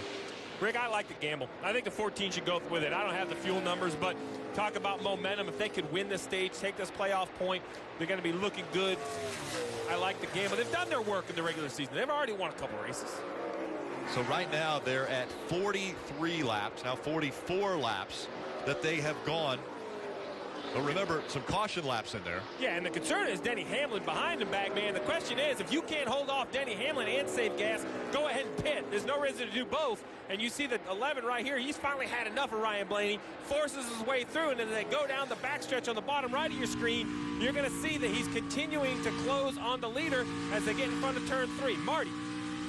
And what's going to make it worse, all these cars behind Clint Boyer are going to come to pit road now. Denny Hamlin among them. Also Ryan Blaney going to come to pit road. And Boyer now making the decision. They're coming to pit road. Brett Griffin, the spotter, calls him to pit road. So Boyer going to give up that playoff point, come to pit road here along with Denny Hamlin. Now the reason they're doing this before the end of stage 3, that sets them up so that they can then at the end of stage 3 stay out or take fuel only. So this puts these teams in a very good position for track position later in the race. Boyer saying his car a little bit too free on that run, but very happy with it. Denny Hamlin, you're riding him on board with him. He said the same thing. Very happy with the car. I don't want any changes. And Ryan Blaney, you saw Denny Hamlin kind of nudge him out of the way. He said his car a little bit too tight. All of these guys making a move now to come to pit road before the end of stage 2 to set themselves up for stage 3. They don't want to make a mistake on pit road like the 10 did. Eric Almirola speeding on pit road. Jeff. Yeah, a big factor in all this, too, was Matt Kenseth. Matt Kenseth was running third. He pitted on lap 68. He didn't have to save fuel. He was going to be pushing these guys so hard, they were going to have to run wide open to win the stage. So Matt Kenseth influenced these guys having to pit. And Jeff, actually, Matt came across the radio when he saw those two pit and said maybe we should have pitted there because they're going to obviously give up the track position when they have to pit here under caution, even when they win this stage. And I think it's going to be really close if the 18 made it before they closed pit road, because they closed it with 2 laps to go, and it looked as though Kenseth made it to the start-finish line before the 18 got to the commitment line. Yeah. Marty. And they're talking about that on the 18 radio right now. But Kyle Busch coming down pit road. They're going to finish servicing the car here for the 18. Did a great job of taking care of it, kind of coming up through the field. Was able to pass a number of cars. But you're going to see a wedge adjustment there on the left side to get the car to handle a little bit earlier. And the ruling coming down now. Yes, the 18 team pitted too soon, guys. You said it, Rick. Can't afford a mistake under a green flag stop like that. Well, I don't even. It was just a gutsy call to see if they could beat the leader of pit road. I actually thought the 6 of Matt Kenseth, who lets Ricky Stenhouse go, that'll put Stenhouse back on the lead lap. I thought the 6 would come to pit road as well. Perhaps Adam Stevens did as well. But it was, I mean, it was a blink of an eye. From up here, I couldn't tell. I have a good vision of start, finish, and pit in, and I couldn't tell who got where first. But you see it at the top of your screen. NASCAR knows. They said the 18 hit the commitment line after Matt Kenseth hit the start, finish line. That closed pit road before the end of the stage. And Matt Kenseth, now with almost a 4-second lead over Chase Elliott, is going to get the stage win. Matt Kenseth coming in for Roush Fenway Racing to try to improve the overall competition, and I would say that this is a big improvement because Matt Kenseth will win stage 2 at Indy.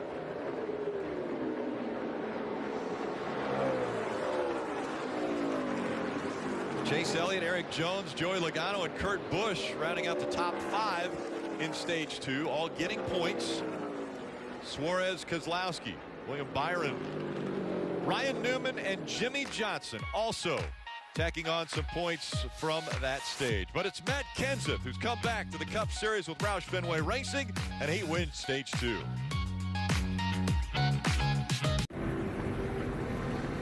And getting ready for the final stage from Indianapolis Motor Speedway. Matt Kenseth getting the win in stage 2. So Clint Boyer wins stage 1. Matt Kenseth wins stage 2. And so many different strategies. There are a ton of different strategies you're going to see right here. Matt Kenseth, Chase Elliott, they'll all hang a left and come to pit road. It's all the way down, really, in the 19th position. Clint Boyer, he'll probably stay on the racetrack. He was on pit road at lap 97. So now all these pit crews need to do their work. Drivers, no penalties, driving through too many pit stalls. We've seen a lot of uncontrolled tires, Parker. Right, guys, and Matt was not happy about winning that stage. He said a stage win is cool, but it screwed us in terms of our track position, in terms of the leaders. And Matt Pusha admitted, yes, we should have pitted with 2 to go. They're going to do 4 Goodyear tires and Sunoco fuel, and also a piece of tape there on the front, just for you, Junior. Kelly? Eric Jones pits from the 3rd position. They've taken some big swings at this 20 car, first to loosen him up, but now they need him. Now he's a little bit too tight, I should say. They're going to make an air pressure adjustment. 4 tires and fuel. The 9 of Chase Elliott said he was pretty good, but you saw they made a chassis adjustment there to the left rear. 4 Goodyear tires and Sunoco fuel for the 9. And the race off pit road. Going to be a tight one here. Kenseth and Chase Elliott, and of course Chase Elliott, how about that? Gets the nose just in front. Oh, man, that's close. So Chase Elliott gains a position. Matt Kenseth drops a position. Now, the way the rule works in stage racing is with 2 laps to go, when the leader of the race goes across the start-finish line with 2 laps to go, that closes pit road. And so that is why we had mentioned that it was very close for the 18 of Kyle Busch, because he was just getting to the entrance of pit road. You see Kyle Busch on the right, on the left is the start-finish line. You'll see the 6th flyby right there, and that's how close it was for Kyle Busch. Yeah, and so basically right now that Kyle Busch, he's committed. He's going to go over the line either way. The only way he can avoid penalty, as you see the light is red, is to not stop in his pit box. But I'm not sure even Kyle Busch, I mean, you're busy. You're trying to get slowed down, Marty. I'm not sure he could see the line or everything that was going on. Yeah, it was so close they didn't know. Adam Stevens says that was completely my fault. That's the bad news. The good news is that they have won the regular season championship officially for the 18 car. They did relay that news to Kyle. He came down pit road. They actually shut the car off here, and they're working on it. He said the car just didn't have the free roll that it's had the last couple of years when we've been successful here. So they took their time, went through it, made several adjustments to it. Adam Stevens also said we're going to be back in traffic, so I'm going to loosen you up quite a bit.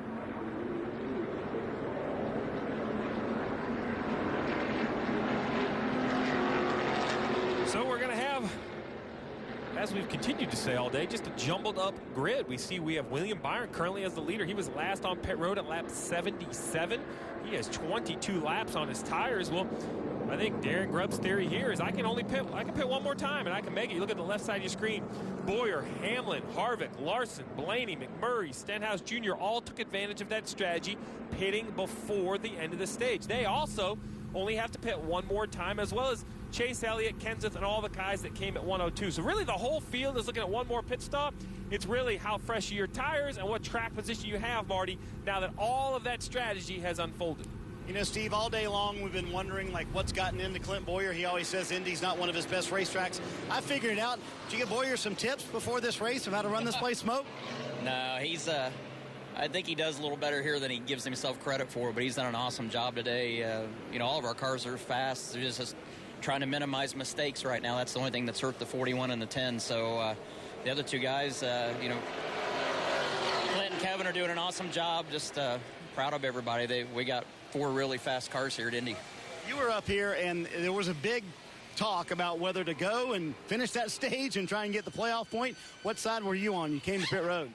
I don't know. I had bigger balls than the rest of them did. I would have taken the chance, but, you know, that's why I also get myself in trouble, too. I put myself in those positions sometimes. But, you know, Bugga did the right thing there. I mean, we got a fast race car.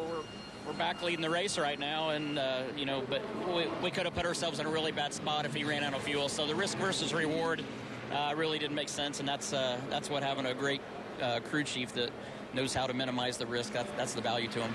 The boss man smoke up here for Clint Boyer, and I would say Boyer's probably having his best Indy race ever. Got to be something Tony said to him. I know it was. I know it is, guys. Well, we always love to hear from Tony Stewart. Very candid, but he really loves Indianapolis Motor Speedway. It's the world capital of racing, and everybody knows the Indianapolis Motor Speedway and significance and history of it. Every element of that race has to go perfect for you to win the Brickyard 400. There isn't a celebration like what you have when you win at the Brickyard. That shows you how significant and how much it means to win. It's not like another race. It is not like another race. I used to say this. I was very fortunate to be on teams. I never was able to win it as a crew chief, but I was on Jeff Gordon's teams who won it multiple times, and everyone has said, oh, well, you know, it's just another race. I said, that's because you haven't won it.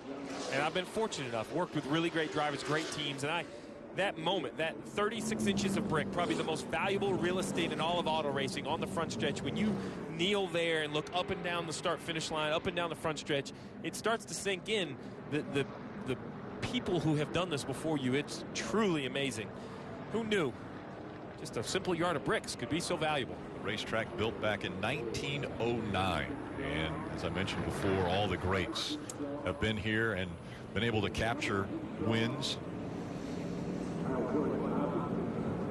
Let's take a look at John Deere 3-wide Gator. Well, we think about Indianapolis, you think about a narrow racetrack. Well, don't tell these guys, this is 3 wide down the front stretch. Another look at it, the 21 car forces the issue on the bottom. They try to get it sorted out going down into turn 1. 21 all but touches the racetrack here, or the grass. Another 3 wide. Contact here between the 3 and the 48. That was almost 3 wide gone bad, but they somehow figured it out. Parker. Steve, you noted how William Byron got to the lead here, knowing that they've gotten back on their strategy where they can pit one more time. His team told him, get ready to use that blue reserve switch. It'll give us a lap and a half extra. They are definitely going to need it this run. Getting ready for the restart. The Big Machine Vodka 400 at the Brickyard. They're going to need all the fuel, and he's going to need a great restart. He has to keep that track position. William Byron, Clint Boyer, green flag. Clint Boyer on the outside, has the advantage in 1, but here comes William Byron in the 24, trying to fight back, but he'll be in second. Then the 11 of Denny Hamlin drops back to third. Front 4 have pulled away and are starting to check out already. Boyer, Byron, you got Hamlin and Kyle Larson all starting to check out as they race their way up the backstretch. Kevin Harvick with a little trouble on the outside on that restart. Look at those guys, 3 and 4 wide in the back here. Joe Logano trying to move forward. A little blood on the guys. Brad Keselowski, Ryan Newman. Stacked upfield coming to you, Jeff. Yeah, Joe Logano there on the bottom. He struggled all day. Really just hadn't had the speed. Made a big change to that car early in the race. I think at this point, they have to be pretty happy that they hung in this well. Strategy-wise, nobody can make it to the end of this race. They don't have enough fuel. They don't have enough fuel, and a big move by Matt Kenseth to kind of break free of traffic. We heard he was disappointed they didn't try a more aggressive strategy, but now he's kind of broken free at 9th. Time to stretch the legs there, Bagley. Coming into turns 1 and 2, he's starting to break away and starting to track down the leaders as up front. Here's a challenge for the number 2 position. Denny Hamlin pulls to the inside off turn 2. Denny Hamlin side drafting a little bit, getting a little bit of a nose ahead as they go by William Byron. William Byron tucks in behind that 11 car, not allowing the 42 of Larson to make the same move, coming through 3 and 4. Yeah, Kyle Larson going to try to lay back just a little bit in 4, trying to get a big run on corner exit. You see, he's got to run. He's going to get alongside and come down to the front straightaway. 54 to go. Time to battle it out for the win at the Brickyard 400. You see Kyle Larson diving there underneath William Byron. A lot of teams have reported oil down in turns 1 and 2, some sort of fuel fluid. Ryan Blaney said he went in there on the restart and absolutely went straight. So we've heard a couple of drivers talk about that. We'll see if that gets a caution here, Bags. So far, green and clean off turn number 2. Leaders hit the back straightaway. We're looking 3 wide yet again. Chase Elliott, Jamie McMurray, and others start to stack it up there. That all could have been the issue for Harvick on that restart. He's starting to gain those positions back at the 5th place here. Looking at McMurray, who's having a solid day here in 6th. Coming to you, Jeff. Yeah, Jamie's run very well. Heard those reports. His car owner said he would not be back in the start next year. And Jamie McMurray was something to prove. You see, there again, Matt Kenseth on the move. 2 Roush Fenway Racing drivers fighting for position, but it's Kenseth who easily gets by Ricky Stenhouse Jr., and he'll take the 9th position away. He will slide underneath Stenhouse. He'll take that spot. Now he's got a lot more work to do. He's got William Byron directly ahead of him. And as you're looking on board with Ricky Stenhouse Jr., he's starting to watch Matt Kenseth slowly start to drive away. Stenhouse is elbows up there trying to keep that car under control off the corner. Matt Kenseth tracking down William Byron. William's struggling up there with that car after starting on the front row. Parker Klingman said they added more tape to that 6 car. It's showing right now as he's driving up on that 24. And you know inside of that car, Matt Kenseth is happy. He's smiling. It's been a struggle. Came back trying to help get this team righted, but it has not happened overnight. But Matt Kenseth showing right now that they have made huge improvements, making a move on William Byron. Remind you, Matt Kenseth wins this race. It doesn't affect the playoffs because Matt Kenseth not a full-time driver, not in the top 30 in points. But for Matt Kenseth to win, huge for Roush Fenway Racing. Well, I was going to say, it might not affect the playoffs, but it is going to single-handedly affect an organization. With the story of the 78 closing, you have to ask all these organizations, how strong are they? Think about Roush Fenway, what it would mean to go back to victory lane for the team, for the businesses, for the sponsors. It would be gigantic in the sport. Down into turn 3. He has that position on Byron, and now Stenhouse tries to take it as well. Stenhouse in the Roush Ford as well, having a great run. Hey, you mentioned Stenhouse. He was over here the other night. We showed the dirt track. He ran over on the dirt track the other night. So this is not the first race of the weekend for Ricky Stenhouse Jr. 11th place finish in that midget race that was on Thursday night. Clint Boyer out front, taking that forward around this 2.5-mile historic racetrack as we go NASCAR nonstop. And after the checkered flag here in Indianapolis, stay tuned for NASCAR America Post-Race Show presented by Honda Power Sports. Rick, I don't need to remind you, you stood up here next to me last year of what the last 46 laps of last year's race looked like. So while it seems pretty straightforward here and we talk about strategies and which cars are good, absolute chaos last year. It was caution on top of caution, and somehow Casey Kane came through the smoke and was victorious. We still have no idea what could be happening here as Harvick kind of comes down the racetrack. I'm maybe just trying to get a little clean air to the engine. Sometimes just cool the motor a little bit. As a crew chief, do you split this in half? Do you take this last stage, 30 laps, try to split in half, or do you go as far as you can and then have the freshest tires and fuel for the, say, last 15, 20 laps of this race? Well, it's going to be a little game of liar's poker. Who's going to talk on the radio first? Who's going to show their hand first? Personally, if I'm Clint Boyer, I don't blink first. I make somebody behind me make a decision. But if I am Blaney, Harvick, how about McMurray in 6? It's a must-win for McMurray. I think as soon as I'm in my window, I come to pit road, I force everybody else's hand.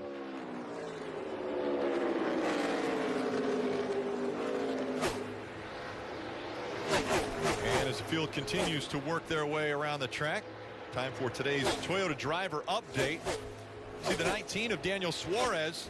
His name came up the second that the 78 team of Furniture Row Racing mentioned that they were closing the doors because we knew that there was going to have to be a spot for last year's champion Martin Truex Jr. and Cole Pearn to move into. So the first name that came up was Daniel Suarez. Daniel's a very good race car driver. Young, you know, came into this series probably a year earlier than people thought he would. Carl Edwards walked out, gave him a spot, and now he's fighting for his existence in this series. But he's a challenging race car driver. He just needs a little more time. Dave. And Rick, his crew chief's name came up this weekend because Scott Graves and the team failed technical inspection 4 times. Daniel had to start this race in the rear. His car chief was ejected. And so, actually, I think it was 3 times. I didn't mean to say 4 times. But anyway, they had to start at the rear of the field. Has had a fairly decent day. One thing to note, on the last green flag run, they had 28 green flag laps and had a little bit of cording on the right front. So Daniel's been a little bit more delicate with that car this run. Can you be delicate and run 13th? Because Well, no, right now is where Suarez is. You just asked the question of how you break up the final run. Well, there's your answer if you're the 19. You know how far you go on a right front tire. Don't pit and force yourself to go 42 laps. They may force to be run long to make sure they can make it on the last right front tire. Listen, as a crew chief, you got to be light on your feet. And here we go. Matt Kenseth continues to inch in on Chase Elliott. What a great run for him this afternoon. I don't think his name was on the tips of anyone's tongues as a favorite to win today, but at the right time with 43 to go, Junior, that car's starting to come to life, and he's a factor in this thing. They certainly keep seeming to make it better every time they come down pit road. He's closing in on Chase Elliott to try to take that position in 7th. And James Murray, all these guys right there together. If he can get them quickly, move through into the top 5. Yeah, Matt ran these guys down. He was pretty far behind them, was able to run them down, but it's going to be difficult to make this pass. We talked about it all day long, how in these corners you lose downforce. It makes it very difficult, even if you have a little faster car. Ends up within 6.5 seconds of race leader Clint Boyer. Denny Hamlin, Kyle Larson, Ryan Blaney, and Kevin Harvick are the top 5. You see Chase Elliott, he's running 7th. McMurray in 6th. Mentioned Boyer. Boyer now has led the most laps. As we take a look at today's lap leaders brought to you by Honda Power Sports. 28 laps led by Clint Boyer, Kyle Busch at 27, Harvick 22, Denny Hamlin 21. So 4 different drivers, over 90 laps led by those 4 drivers. Marty. So the big debate now, when does the final window open for that last stop? Mike Bagaravich having a conversation a moment ago with the spotter, Brett Griffin. Listen. The window is going to open for making it to the end of the race, so just keep me posted on who pits. I'm not going to be the first car to pit.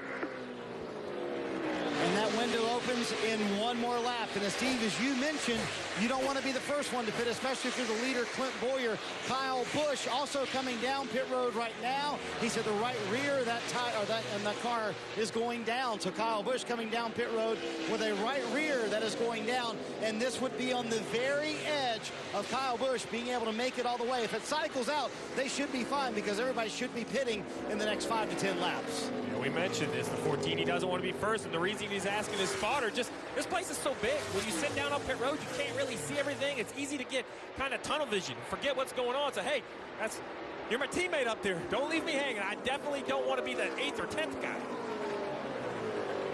He was running 16th. And again, Kyle Busch came to pit road when pit road was closed at the end of stage 2. See smoke coming out of the back for Chris Buescher. Yeah, I saw him coming into turn 3 with a flat left rear tire. Great save to keep that car out of the fence and out of trouble. We're going to stay green.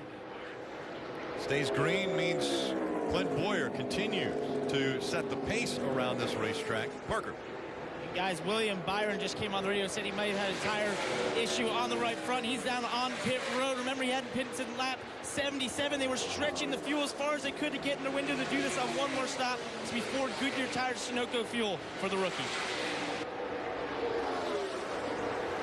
Problem with that strategy, he will more than likely lose a lap and be a lap down. As we go NASCAR nonstop, Boyer still in front at Indy.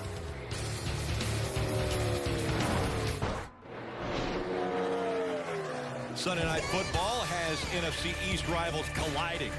Eli Manning and the Giants visit Dak Prescott and the Cowboys. That coverage begins with Football Night in America at 7 p.m. Eastern. Kickoff now at 8:20 p.m. Sunday, only on NBC. Monster Energy Cup Series racing from Indianapolis is telecast presented by Golden Corral out front. The 14 of Clint Boyer. Now 35 laps he has led. He has a 1.1 second lead over Denny Hamlin. Clint Boyer comes into turn 2. Again, he'll dial up the bottom lane of the racetrack. He's been flawless all afternoon long. That car is handling perfectly. However, he doesn't have time to tarry because Denny Hamlin is starting to close in from the back door. Definitely, these two guys have had the 2 most outstanding cars all day long. Clint Boyer showed it earlier today, as well as Denny Hamlin. Great speed by both these guys as they stretched their lead out over Kyle Larson. Yeah, if I'm Clint Boyer right now, I can't get out of my head. Bristol had a chance to win Bristol late in the race, leading.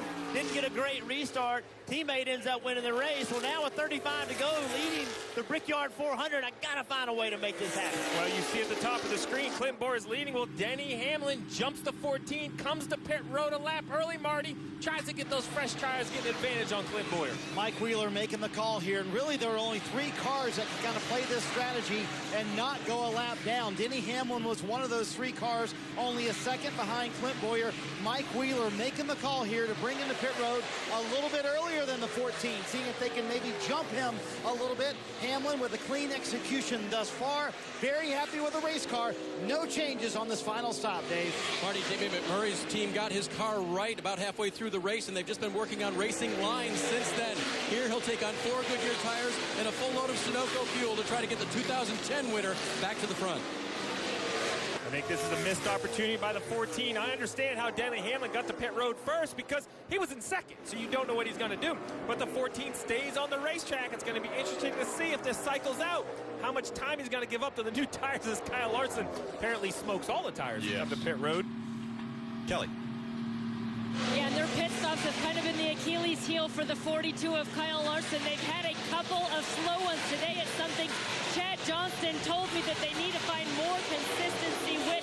The last time they asked Kyle how his car was doing, he said it was fine, but you see they're going to make a chassis adjustment there as well as giving him 4 Goodyear tires and Sunoco fuel, Marty. Clint Boyer, the leader, coming down pit road. Also, Kevin Harvick, his teammate, also coming down pit road. You see Harvick here in this pit stall. A little bit of problems with the car running hot. Not anything they were overly worried about for Kevin Harvick and his race team, who at times have been the fastest car here at Indianapolis, but running 5th when it came to pit road this time. Clint Boyer now coming down pit road. Boyer said it starts off too free, and then it gets really good.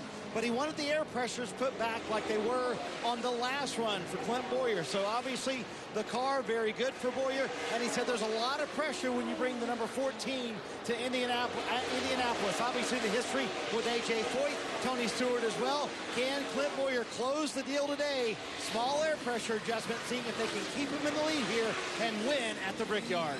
The race right now is Clint Boyer getting off of pit road in front of the 11, because that would be that advantage you talked about. That's right. So first it looks like a clean stop. So here comes Clint Boyer, bottom right of your screen. Denny Hamlin on the front stretch. Clint Boyer will have to use the access road through turn 1, through turn 2. Doesn't have quite as much grip. Let's see. Denny Hamlin, the 11, is going to easily overtake Clint Boyer right here in turn 2. Remember that extra lap that the 14 ran?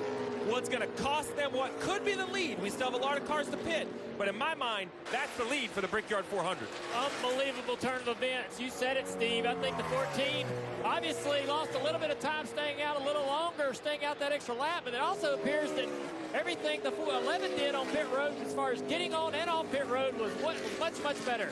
Yeah, Clint Boyer's got to put that behind him, though. He's got to focus on lap time, trying to run that 11 car down. Not a good call to wait that long to pit, Marty. Hey, Jeff, Ryan Blaney missed his stall here on pit road. He literally slid by it. There was another car on pit road when it all went down. He actually was in his teammate Joey Logano's stall. You see him up front there and backed up from there, and now the air hose kind of gets caught on the left front. This team made a nice rally after contact on pit road with their teammate Brad Keselowski, but this is going to be a costly stop for the 12 team. Take another look at what happened on pit road for the 12. Coming into his stall. Look at him all locked up.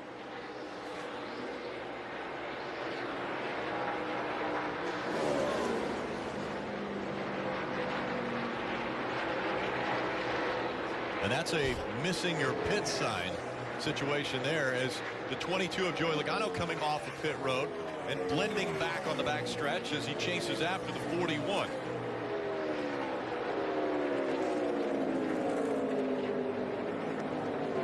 Parker. And guys, it was disaster for Matt Kenseth on pit road. He pitted out of 5th place, but when he came in, it was all good on the right side, but the car actually fell off the jack on the left side. So you see the team running around here.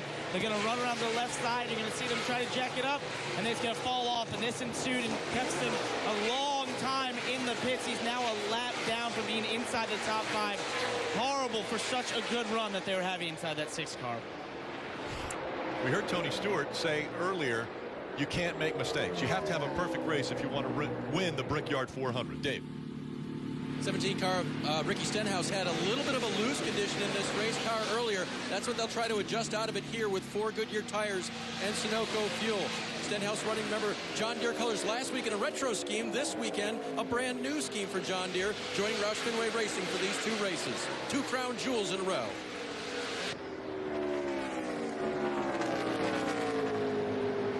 while that stop continues, Kurt Busch out front. Kurt stopped at lap 102 was the last time he was on pit road. Everyone from first to fifth will still have to pit. Denny Hamlin came on lap 126, and Clint Boyer was on pit road on lap 128.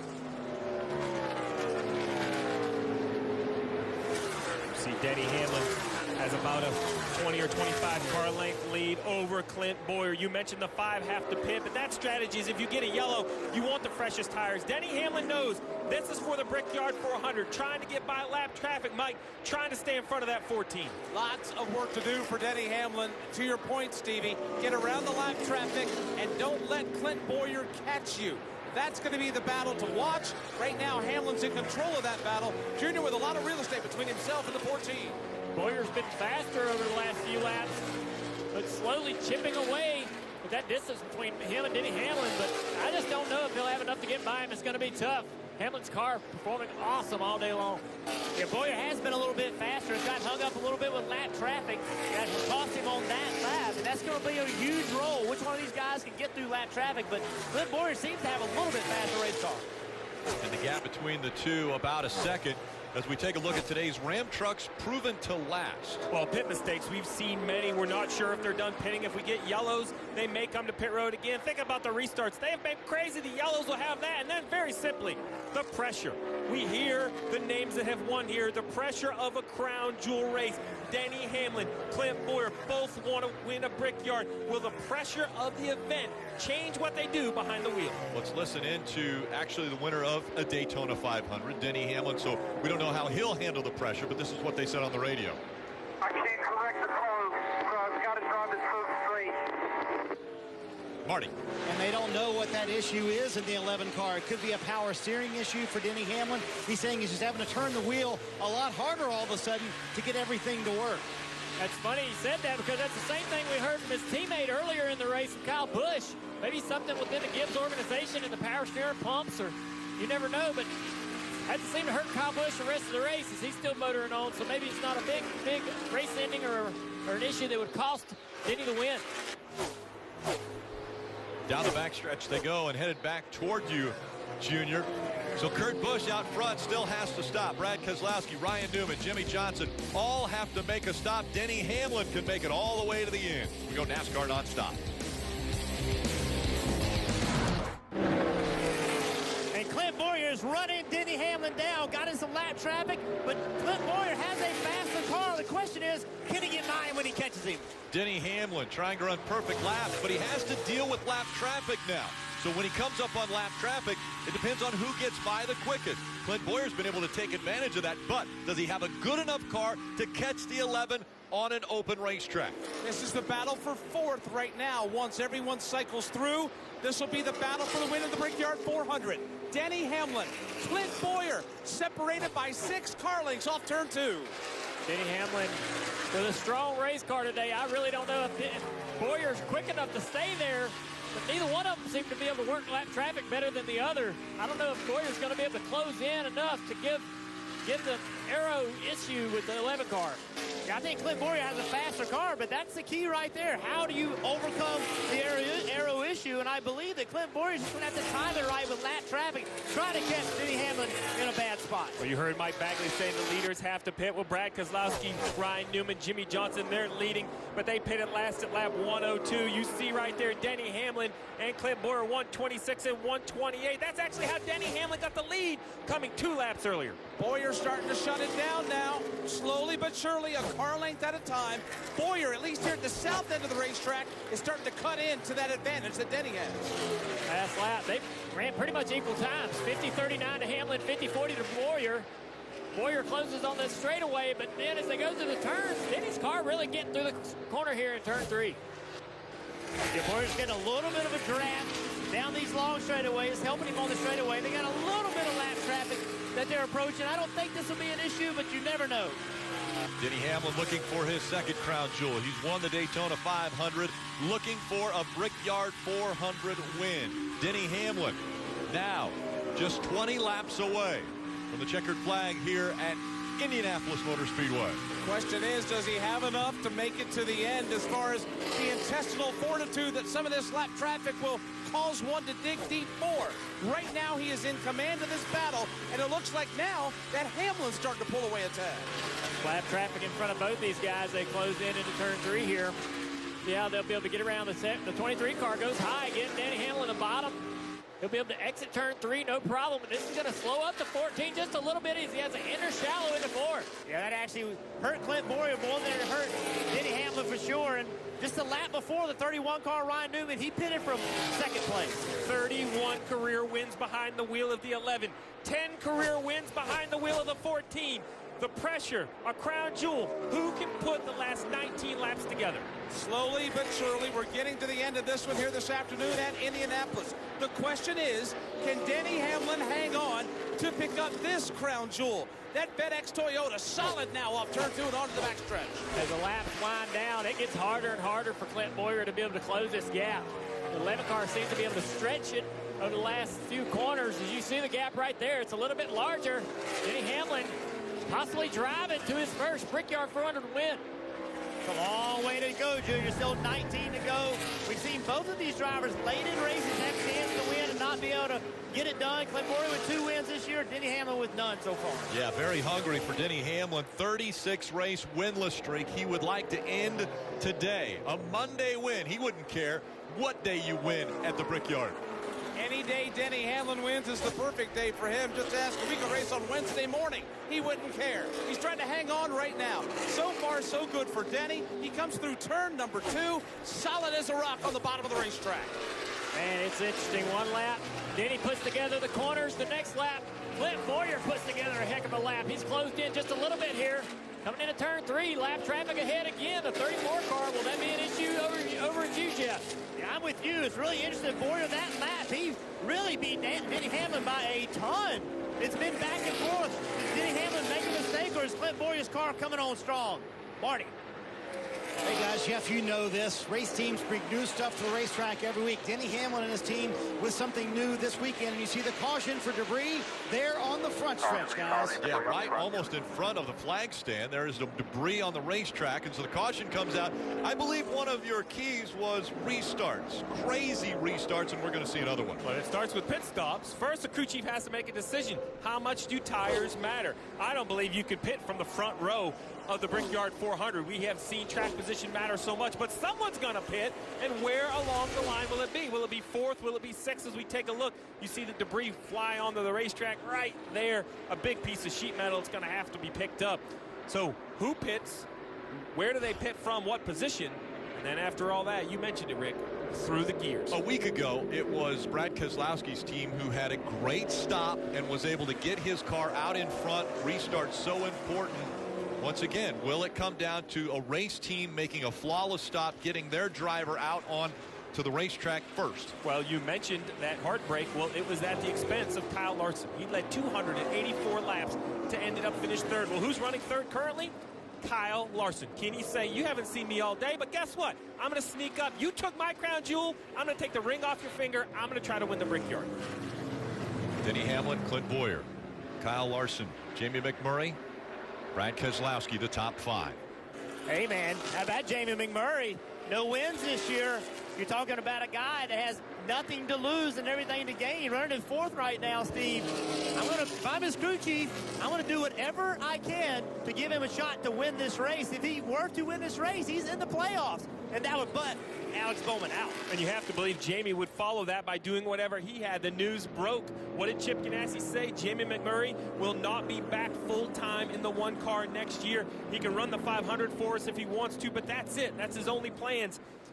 We don't know what the future holds for him. I don't know if Jamie knows what the future holds for him, but I can assure you whatever that future is, it would make much, much sweeter if he got to run the rest of 2018 in the playoffs.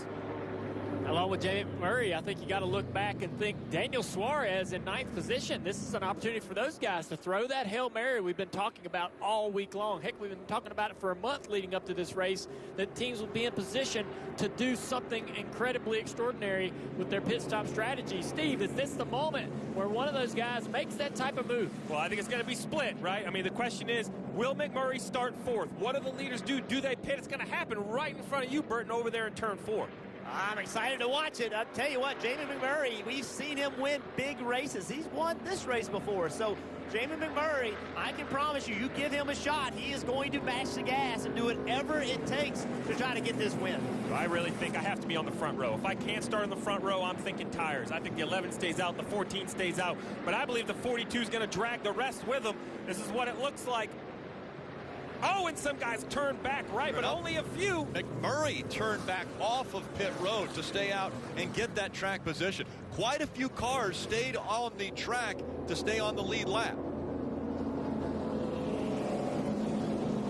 And Rick, it sounds like the 42 team was waiting to see what those leaders ahead of him would do. Kyle Larson pitting from the 3rd position. He said he was tight to start, but then freed up a little bit. And Chad Johnson making the call for 4 Goodyear tires, Marty. Kyle Busch has worked his way back up into the top 10. He and Ryan Blaney and Joey Logano all taking advantage here with some fresh tires. We'll see if they can get a very good restart. Going to be 4 for Kyle Busch coming down pit road. Car was a little bit too free on that run. Great stop for the 18 team.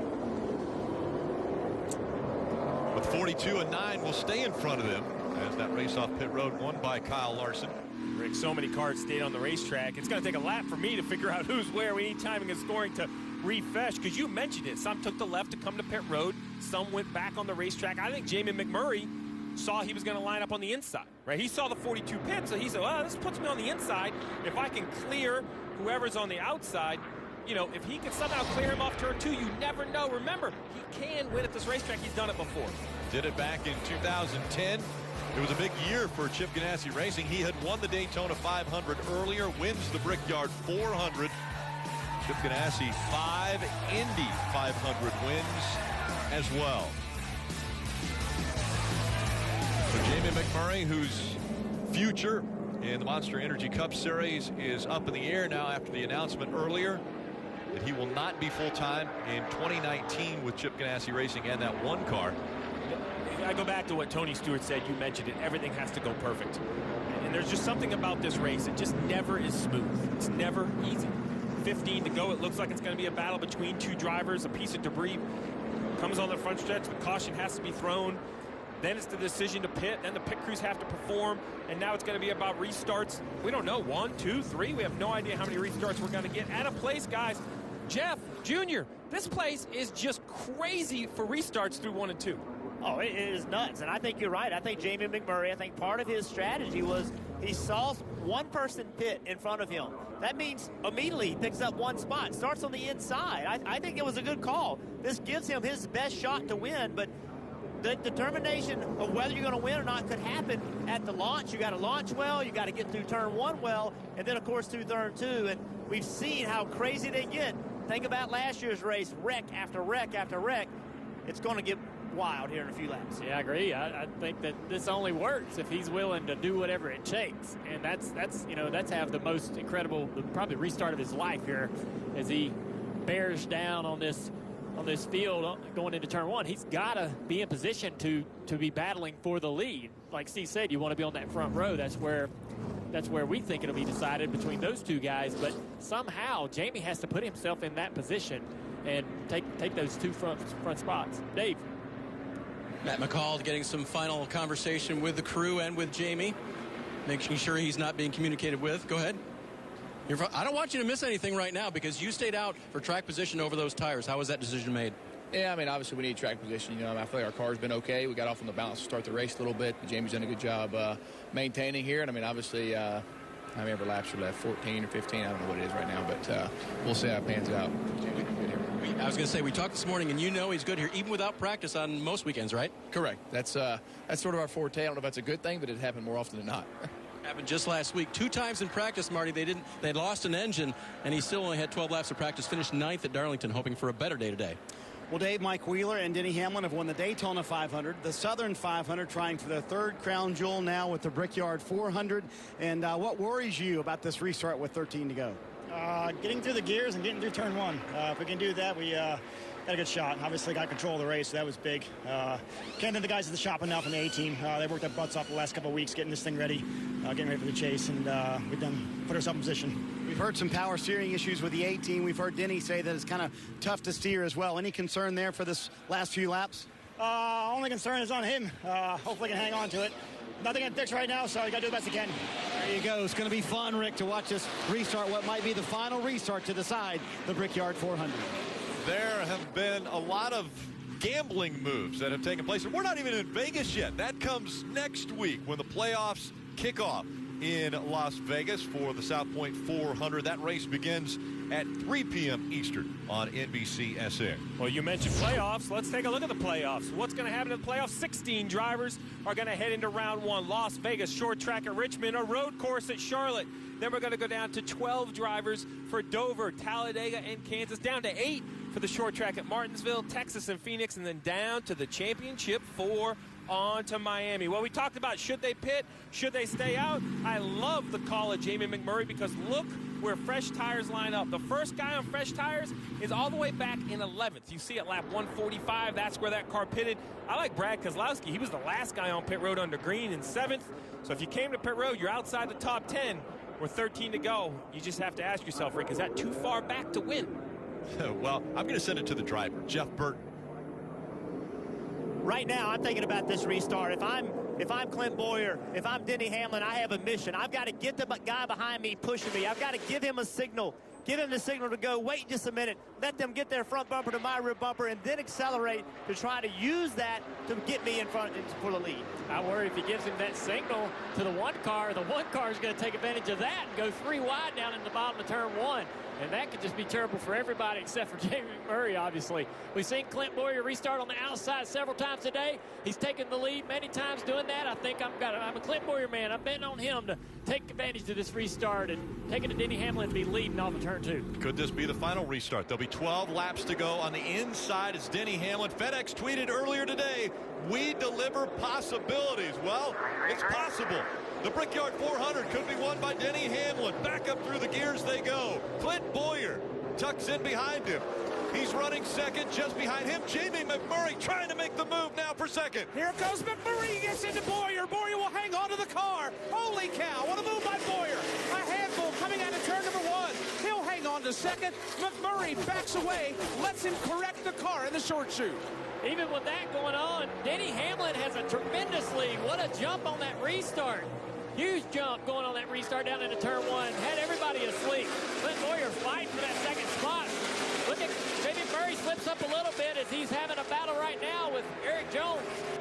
Jamie Murray had his shot right there. He cut Bowyer some slack, in my opinion. He could have stayed into the rear bumper of Bowyer and spun him around. Chose not to do it. Now a big lead for Denny Hamlin coming up on 11 laps to go from Indy.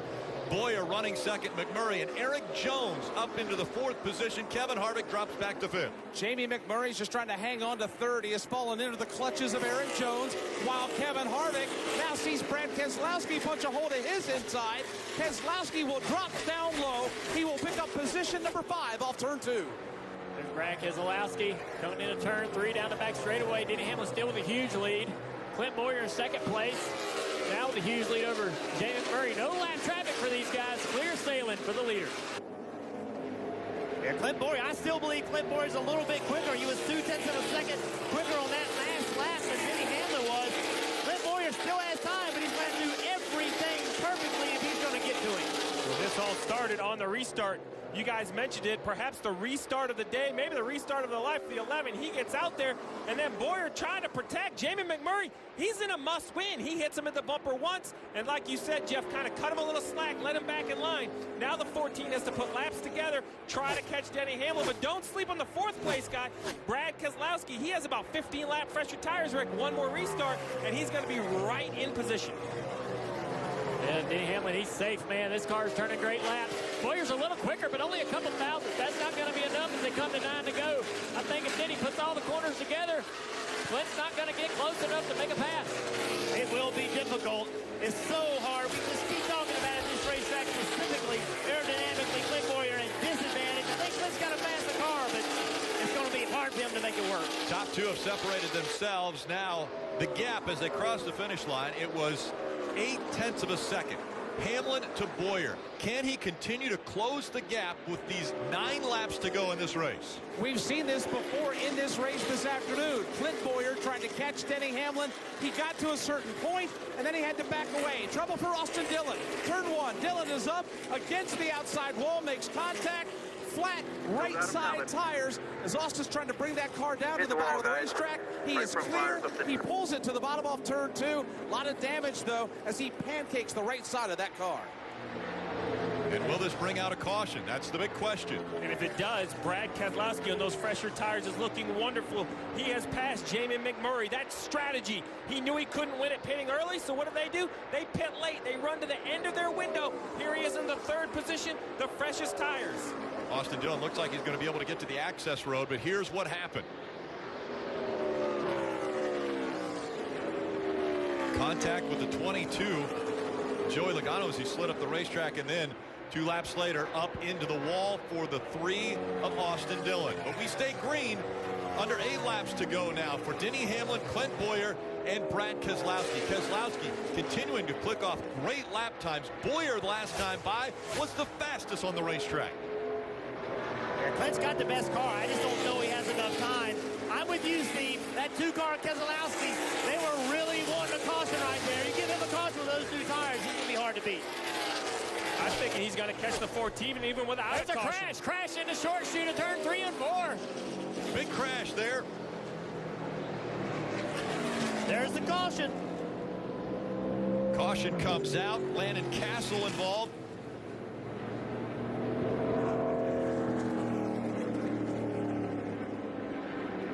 Heavy damage on the 00 of Landon Castle. So he was running 28th. Also, that's the 96 of Jeffrey Earnhardt. I saw this accident happen right in front of me. Jeffrey Earnhardt on the inside of Landon Castle gets loose in the middle of turn 3, corrects the car up into Landon Castle. Both guys into the outside wall hard.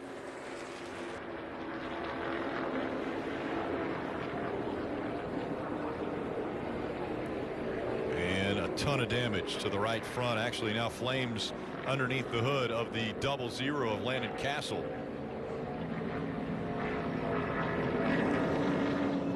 Jeffrey Earnhardt about to climb out of the 96.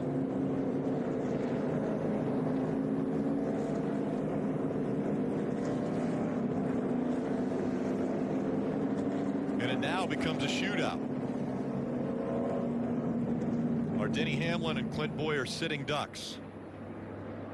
Well, that last lap, Rick, the 2 of Brad Keselowski was 0.7 of a second faster than the leaders. Will this caution let the leaders cool their tires? Here's a replay of the crash. Jeffrey Earnhardt. You see Jeffrey get loose. It's just side by side through the corner is tough here, and it takes the side force off of the inside car. And if you're in that car, you have to be ready and know that and try to anticipate it. Hard to do, though. And what a huge impact from both of those cars. You see the 00 Landon Castle kind of got squeezed into the wall, and both of those guys hit really hard. We've already seen Jeffrey Earnhardt climb out of the 96. Look at this right here. It just squeezes Castle. That is a major impact for both drivers.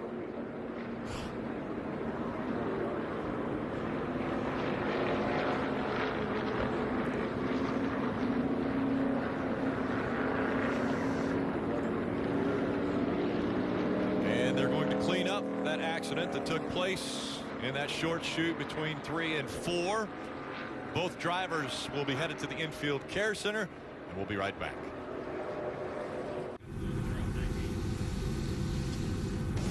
And now, just under 5 laps remaining. Monster Energy Cup Series racing from Indianapolis. Telecast presented by Golden Corral. Up front, Denny Hamlin, Clint Bowyer will make up row 1. Still the decision to be made. Which line will Denny Hamlin choose? He has the option of the inside or the outside. Brad Keselowski, though, a lot fresher tires for Brad Keselowski, who's running 3rd. Jamie McMurray 4th. Eric Jones in 5th. Mentioned, could it be a new winner here at the Brickyard 400? Okay, well, you mentioned the players, Hamlin, Bowyer, Keselowski. How did we get here? What was the strategies and the choices? Well, Denny Hamlin, he was the first guy to make the call. He was running behind Clint Boyer. You see Clint Boyer pass pit road. Denny Hamlin, he hangs a left under green flag, comes to the service of the number 11 FedEx crew. They work flawlessly. A beautiful pit stop, no issue. 2 laps later, Clint Boyer, number 14, also does a nice job, comes to pit road. The pit stop looks clean, no issue, but those 2 extra laps cost the 14. You see right here, the 11 takes the lead. The story, though, wasn't just these 2 race cars. Brad Keselowski, he waits 15 laps before he comes to pit road. 15 lap fresher tires. We think it's never going to matter, but Paul Wolf says you've got to give yourself a chance. This strategy gives him the much fresher tires. He'll be lining up in the 3rd position. Man, that's going to make that front row nervous, Rick. Well, it's going to be exciting once again. We've talked about the restarts and how great they are here at Indianapolis. The first guy that will see them is after they're exiting turn 1 will be Mike Bagley. And Bagman, we have seen some great things today. Yeah, we have. And I think we're getting ready to see some other things as well. Some pleasant for some pleasant for a lot of others. However, it's hold your breath time at Indianapolis. We've seen this play out before. We've seen these late race restarts and then caution after caution after caution. The laps are precious. The time is over, but the time is now for somebody to make a move. The question is, can anybody get around Denny Hamlin and win this race? Dale? On that last restart, Denny Hamlin got an incredible jump, best we've seen all day long. What will he do this time? Those guys saw that trick. Does he have another trick? Will he try that restart again? And also, these games on the front end of this field on restarts are going to create havoc for everyone in the back of the field. We saw it last year create issues with crashes and so forth. So these last final restarts are going to be very difficult for everyone involved. But what will Denny Hamlin try this time to beat Clint Boyer and Brad Keselowski down into turn 1? And Junior, I think that's the key. How do you beat Brad Keselowski? Not necessarily into 1, but off of 2. He's got much fresher tires. So I'm wondering if Denny Hamlin shouldn't pick the outside. Put Keselowski on the bottom behind Boyer. Get that great launch. Beat Boyer into turn 1, and now Keselowski's you have a car between you and Keselowski. It's a little bit of a gamble, but how else are you going to beat someone with that much fresher tires? I love everything they're saying about the front 2 rows, but 2 guys to keep in mind. Jamie McMurray outside row 2, Ryan Newman outside row 3. If either of those drivers win, they are playoff bound. They are currently outside. That is the only ticket available to the playoffs. That pushes Alex Bowman out. Even here we are with 4 laps to go in the regular season. It's still not over. It's still not determined what 16 will go to Las Vegas to race for a championship. McMurray, Newman running 4th and 6th. Could they be the spoilers for Alex Bowman today? Coming back into the restart zone. 3 laps of racing to go to determine the Brickyard 400 winner. Back up through the gears they go. Spinning the tires. The 14 of Clint Boyer. That allows the 2 of Keselowski to stay right on the back bumper of the 11 of Denny Hamlin. Hamlin leads. Keselowski runs 2nd. Fresher tires on the 2 as he wiggles. And here comes Keselowski rumbling out of the pocket, and he's trying to shut down the distance between himself and Denny Hamlin. Right now, put it at 4 car lengths on the back straightaway. Clear sailing for Denny Hamlin. I don't know. Brad Keselowski with those new tires is going to have to work hard these last few corners. Coming down into turn 3, let's see. He dives down in there, trying to close the gap just a little bit. But you see it right there. Denny Hamlin holding his own. Keselowski's going to have to carry enough speed in turn 3 just to stay even, trying to beat him off before. You see him gain some ground. Coming to you, Rick. So much success for Penske in the Indy car, but never in the stock car have they won the Brickyard 400. Well, the gap is closed now as they dive into turn number 1. Here comes Keselowski.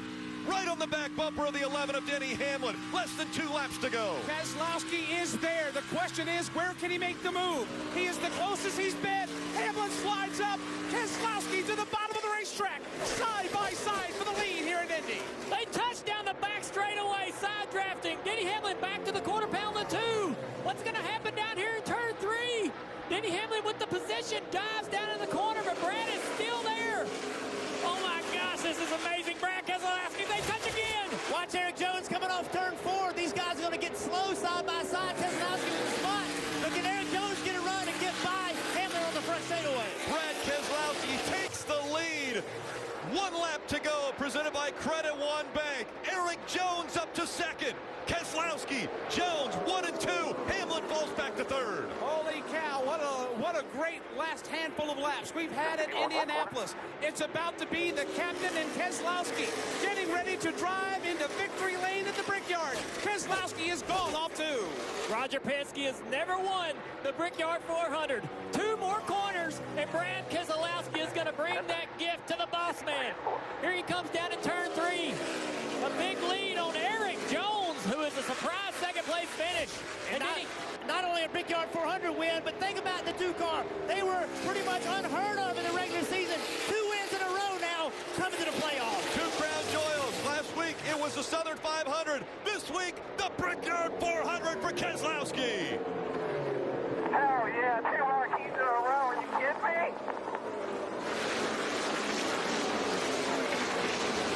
That is unbelievable.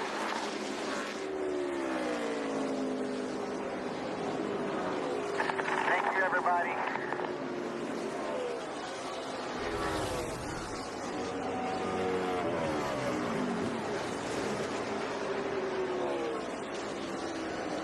A late race caution puts the 2 in position. The fresher tires starting in the second row. Denny Hamlin, again, a great restart. Was able to pull out front, but the fresher tires and the domination of the 2 wins out to get the Brickyard 400.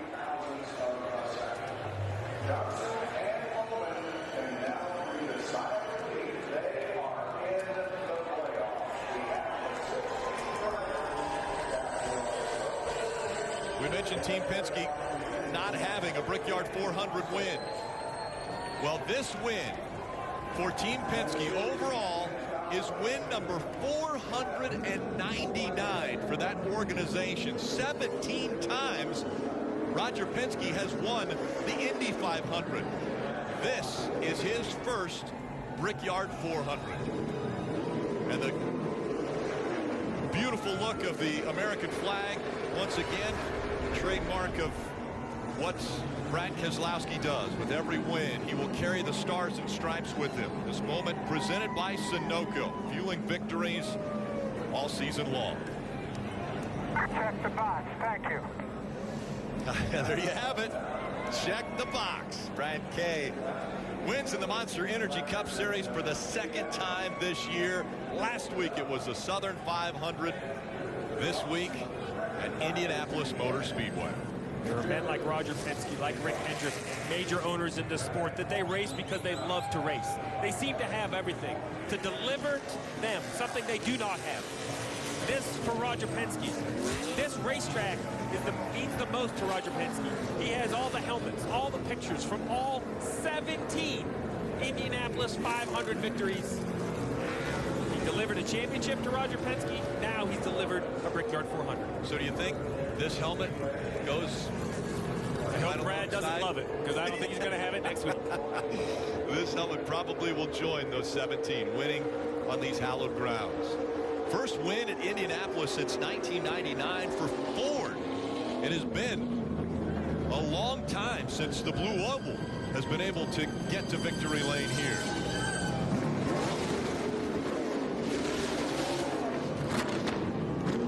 Last week it was the first Southern 500 win since 1975. And now collecting the checkered flag for the Brickyard 400, the very first one for the Penske organization. And Marty, are you ready for this driver to climb out? I am. So much history with Team Penske here at the Indianapolis Motor Speedway. When you walk into the main conference room at Team Penske, there's a very large painting of Roger Penske with all the Borg Warner trophies that he has won from the Indianapolis 500. He will now be able to add a Brickyard 400 trophy to that. So many years of trying for Team Penske, 25 tries. They finally make it to victory lane for the Brickyard 400. Brad Keselowski, Paul Wolfe with the strategy call. They're the ones who bring the captain this wonderful win today. What a great win for Brad Keselowski. And a week ago, he had never won a major event in the Cup Series. He has now won back-to-back majors with the Southern 500 and the Brickyard 400. It's going to be a popular win as he salutes the fans.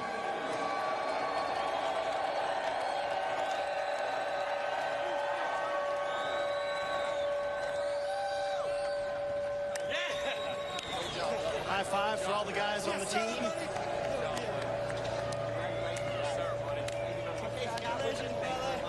Folks at Ford.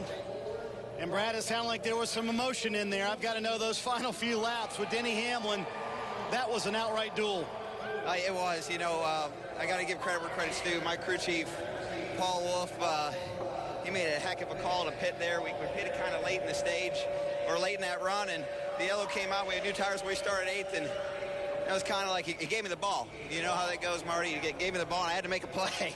And I'm like, dang, it's going to be tough. But, you know, we weren't a dominant car by any means, but Paul and everybody executed an incredible race, and I just had to do my job. And here we are in victory lane at the Brickyard. I wish RP was here. I know he's watching at home, and oh, what a day. You've now won back-to-back majors, and how about these fans who stuck it out on a Monday to see this? Thank you very much, guys. We appreciate you being here. This is the Brickyard. This is awesome. Man, that's great, Marty. Brad Keselowski, a winner here at Indianapolis, bringing the captain the trophy that means the most. One from Indy. Thank you all. We finally got it. You hear it. It took till Monday. That's right, Rick. And why? Because Team Penske is Indianapolis. 17 poles, 17 wins in probably the biggest race in the entire world.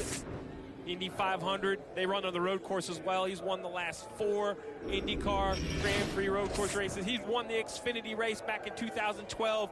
And up until today, it had been a 0, but no more. You can cross that off right now. Brad Keselowski, he's delivered 1 to Roger Penske. The captain now has a Brickyard 400. And the tradition continues. The climbing of the fence. Tony Stewart did it with his wins. And Tony said he immediately regretted that decision, but these guys look like they're enjoying every second. Climbing the fence in Indianapolis. The kissing of the bricks will be coming up next. The celebration in Victory Lane. The great racing between 2 incredible drivers, Denny Hamlin and Brad Keselowski, a champion, and now another crown jewel added to his racing resume. Last week, the Southern 500, and now giving Roger Penske his very first Brickyard 400.